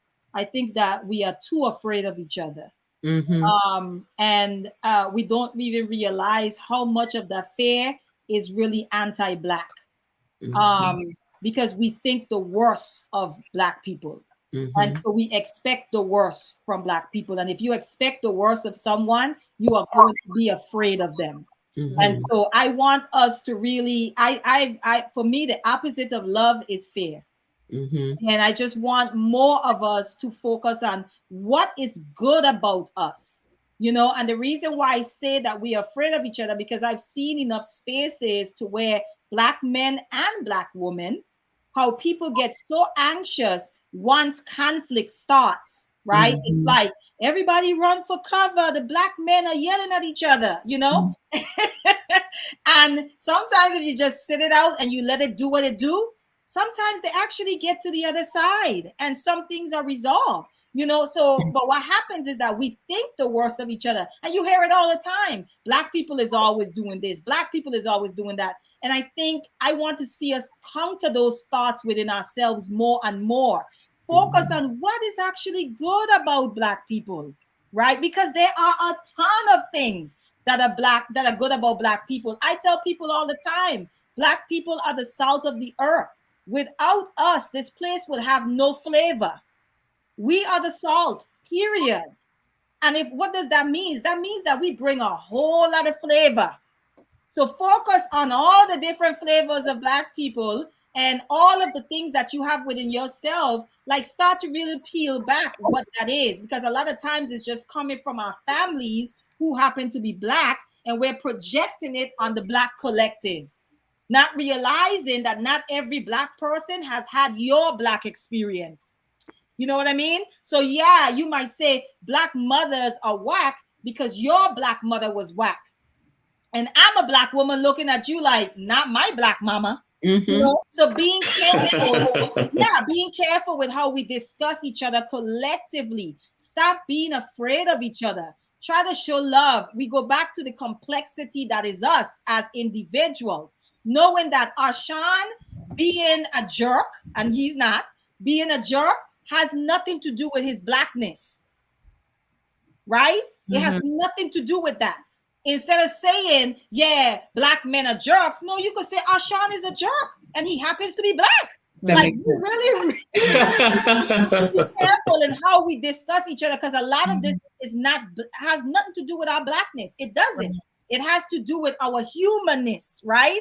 Because all of us have flaws and we're imperfect, and we have our frailties as well. It is not necessarily connected to being Black. I hope I'm clear on what I'm saying. So I want us to take the time and stop being lazy, okay? But take the time to acknowledge the nuances, right? In some of the conversations, in some of the conflicts, right? That we find ourselves witnessing or observing. Understand that people are multi-layered. They're not just one-dimensional. They're not just one thing. And approach each other as such. Okay, my aunt is annoying here, but damn, she's a genius here. Can I maybe acknowledge both? Can both things about my aunt be true? Yes, they can. And I want us as Black people to really start to appreciate nuances more, and really understand that two things, even if they look contradictory, can be true at the same time and can actually exist in the same space at the same time. I just wanted to just put that out there. I want us to stop being afraid of each other. But I'm going to go ahead and wrap up, because I know I told you guys from 5 to 7. I do try to respect people's time. Like Oni, we said, we don't want anyone think that we're disrespecting them. But I definitely would love to have more of these conversations. I am going to do probably one each month where we just come and we just talk about different topics. Just like sitting down at someone's house having a conversation, because I think we need more of that. We need to see more of that. We don't have to agree on everything. You know, you guys know when y'all have those family functions, your uncles be arguing. You know what I'm saying? Yeah, all the time, too many times. At the end of the day, what is there? There's still family, and then they'll be back again next year to the family function. Correct. Yeah. Okay? And they're gonna eat up all the food too. All the food. They're gonna take all the leftovers, everything. Can I just speak on something real quickly? Yeah, I know you have to speak on something real quick. Go ahead. Yes. And Arshawn is not a jerk. He's a great brother. We built on some great things. Much love to him. You already know. With that being said, real quick, salute to you, brother. Definitely. I think that there was a time where speaking of that, I remember there was a time where we felt safer in our communities and we weren't afraid of each other. Yeah. We'd be afraid to go to the nice communities or supposed nice communities where all the other cultures were at, because we would get called all types of words, and they would treat us poorly, give us poor service, give us bad food, everything else. You know what I mean? But now we feel safer going to their communities and being in our own community. It's crazy how the tide has changed. And we need to change that, and we need to make our own space the safest space. Salute to DJ Eddie King and M3. I see both of y'all. You know, and definitely like and subscribe to Hanifa channel, okay? You know, hit that bell, show us some love, like and subscribe to everybody's channel on here. Mayat, I believe you have a channel. Ani, I don't know if you have a channel, but if you do, like and subscribe to her channel as well. I guess I better get it together, y'all. Yeah. From your Arshawn, mouth to God is. Y'all keep saying it. Arshawn, you're gonna get you a channel, brother. I'm gonna help you do it. We're gonna get you one. And definitely like subscribe to my channel, Knowledge and Relationships. Thank you, sister, for having me on. With that, I know you gotta close out, so thank you so much. Okay, peace, brother. Thank you so much. And Arshawn does not have a YouTube channel. My aunt, please tell them about your YouTube channel. And Oni, Arshawn, do you have any business or anything you want to let the people know about? Just really quickly, I'd like to just touch back on what Maada said about the community piece. Like I know you said about people being pro-black, and if they actually want to help the community. I'm only going to ask that you be patient, because when you were speaking to people like me that didn't know that I actually wasn't pro-black. I didn't know that I was actually more a participant in white supremacy, because my dollars and my time did not come back to my community. So yes, in my thought and my intent, I want black people to win, but with my dollar and my time, I was giving to other communities. So yes, I'm going to tell you, yeah, I'm all about the community. But then when you ask for $5 to pitch in, or $15 to try to, the rec center, it's dilapidated. We don't need to spend money on that. Let's go shopping, over here. So be patient, because people like me need to see that mirror, that actually what you're doing with your time and attention, that's what you actually value. And sometimes it took a minute for me to realize that I need to pour just as much into my own people that share my reflection, if not more, of course, more than I did other people. And I was just, business and Amazon and, going to this store, that store. You spend all this money on stuff, but when somebody that looks like you asks for money, well, like, oh, I don't trust them. They ask for money. So, so just be patient with us, because sometimes it does take something to shock us out of that. Thank you so much for your transparency. The healing that's happening. I like that, Arshawn. I like that, brother.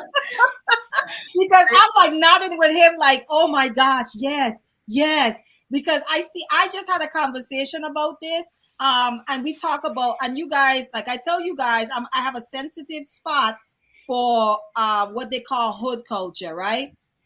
Now, it's not the same hood culture as here, as far as music and stuff. I have a sensitive spot, and here's why. I had a conversation. People talk about Pookie and Ray Rays all the time. And I'm just like, I really think that we use Pookie and Ray Rays as scapegoats for the community. I think our issues are way past Pookie and Ray Rays. Like, it's way past that.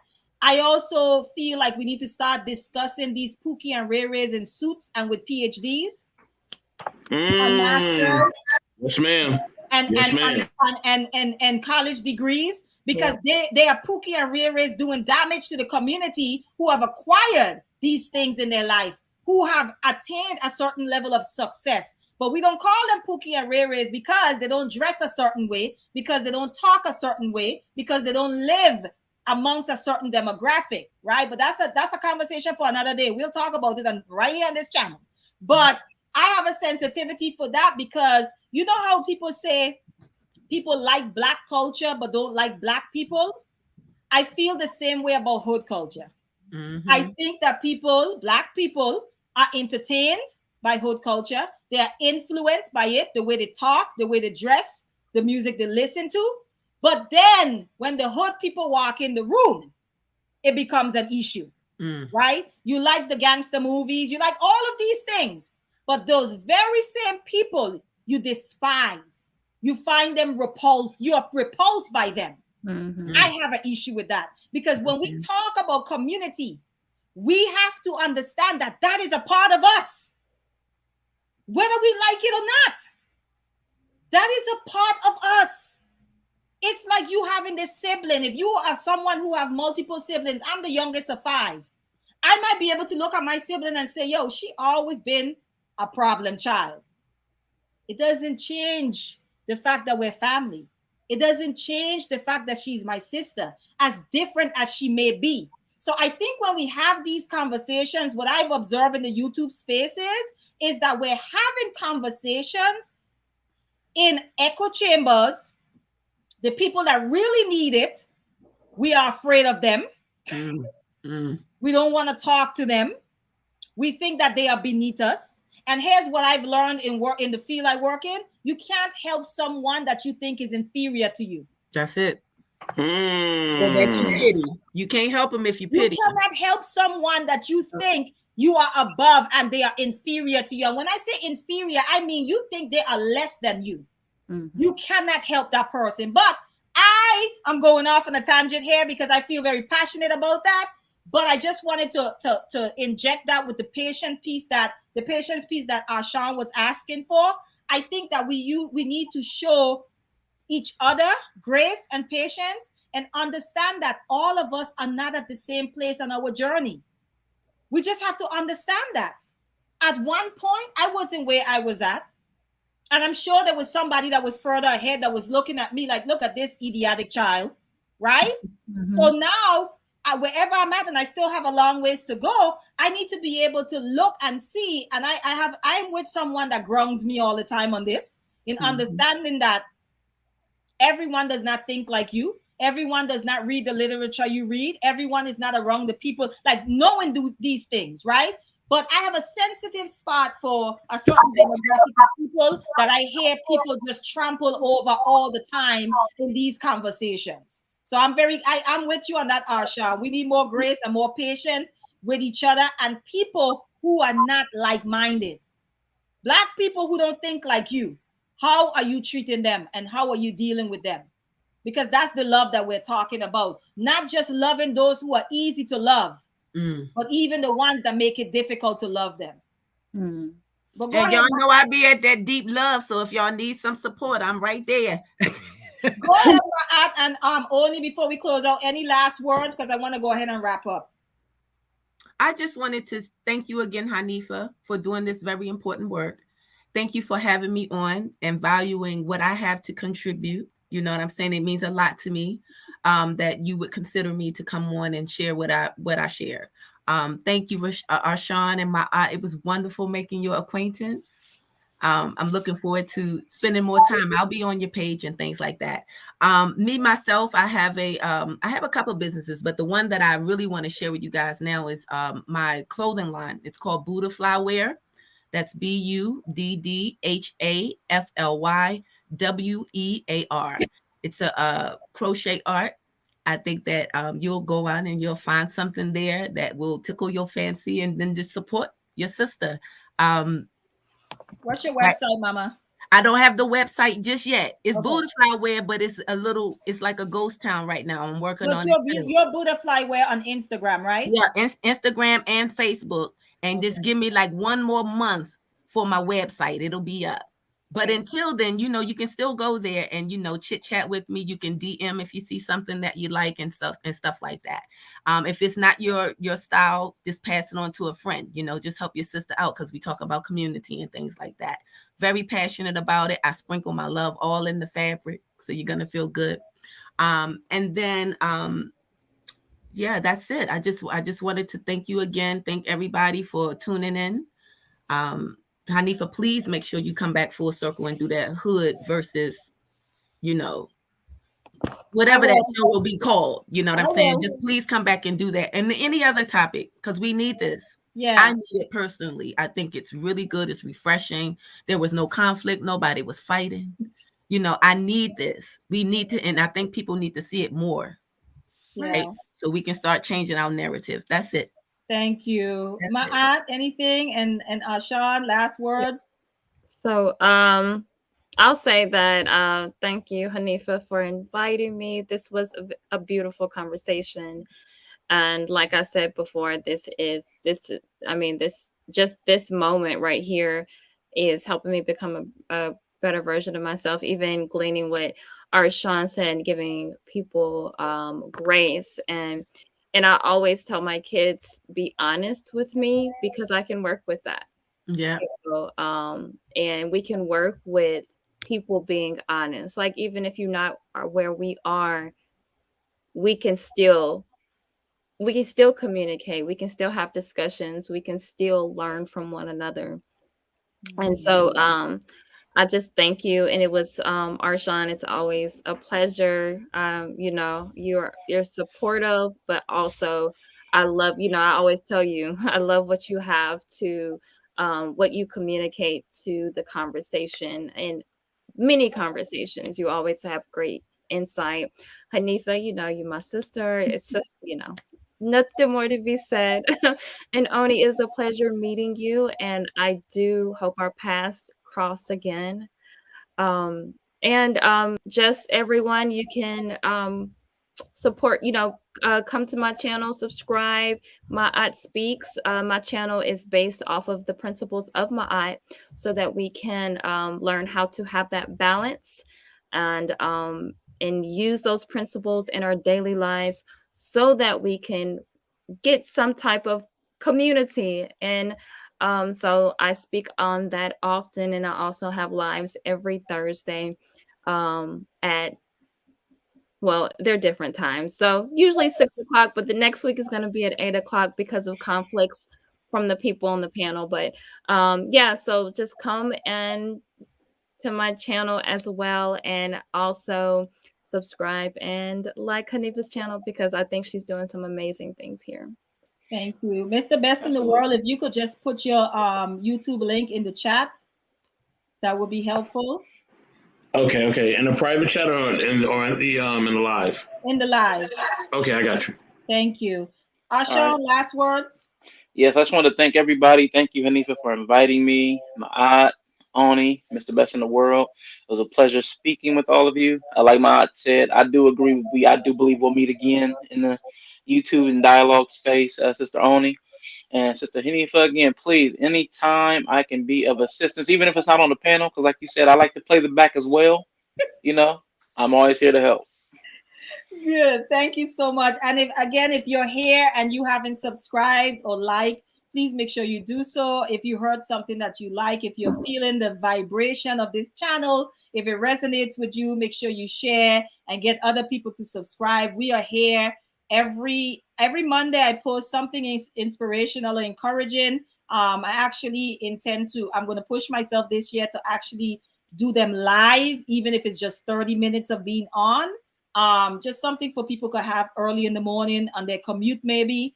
And then we're here every Friday at 5 p.m. to 7 a.m.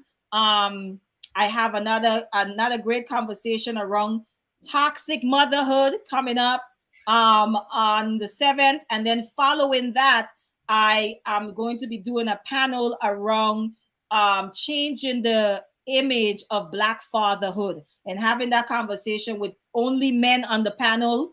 And if you guys are interested in being a part of that panel, because let me just let y'all know right now, a lot of the people that I bring on are outside of YouTube, because I do have a really dope community outside of YouTube. So I may not know who is who on YouTube, so I wouldn't know who to reach out to. So if you know someone that would be a good guy, a good Black man father, that would be a good addition to that panel, please let me know, because I want as many Black men on it as possible. Right now I have possibly 3 of them, so I'm looking for at least maybe 2 more. So just shoot me a message and let me know if you have any recommendations for that. Again, thank you for everyone for participating. You did not have to be here, but here you are, and I love you guys for it. I love you guys for the sense of community, and I appreciate you guys. And yes, we will do this once a month. Sean, so just get ready. Just go ahead and put it on your calendar. My ad only just be like, you know what, Hanifa, do this thing every month. I need to be there. Mr. Best in the World, feel free to come through as well. It's going to be definitely. I'll be there. It'll just be conversation, and we're going to just cover a variety of topics, because we all don't think the same as it pertains to, and I really would like to know what my brothers and sisters think about certain topics. So until next time, yay. Peace. Peace and light, everybody. Peace. Peace, y'all. Happy New Year. Happy New Year. Happy New Year. Happy New Year.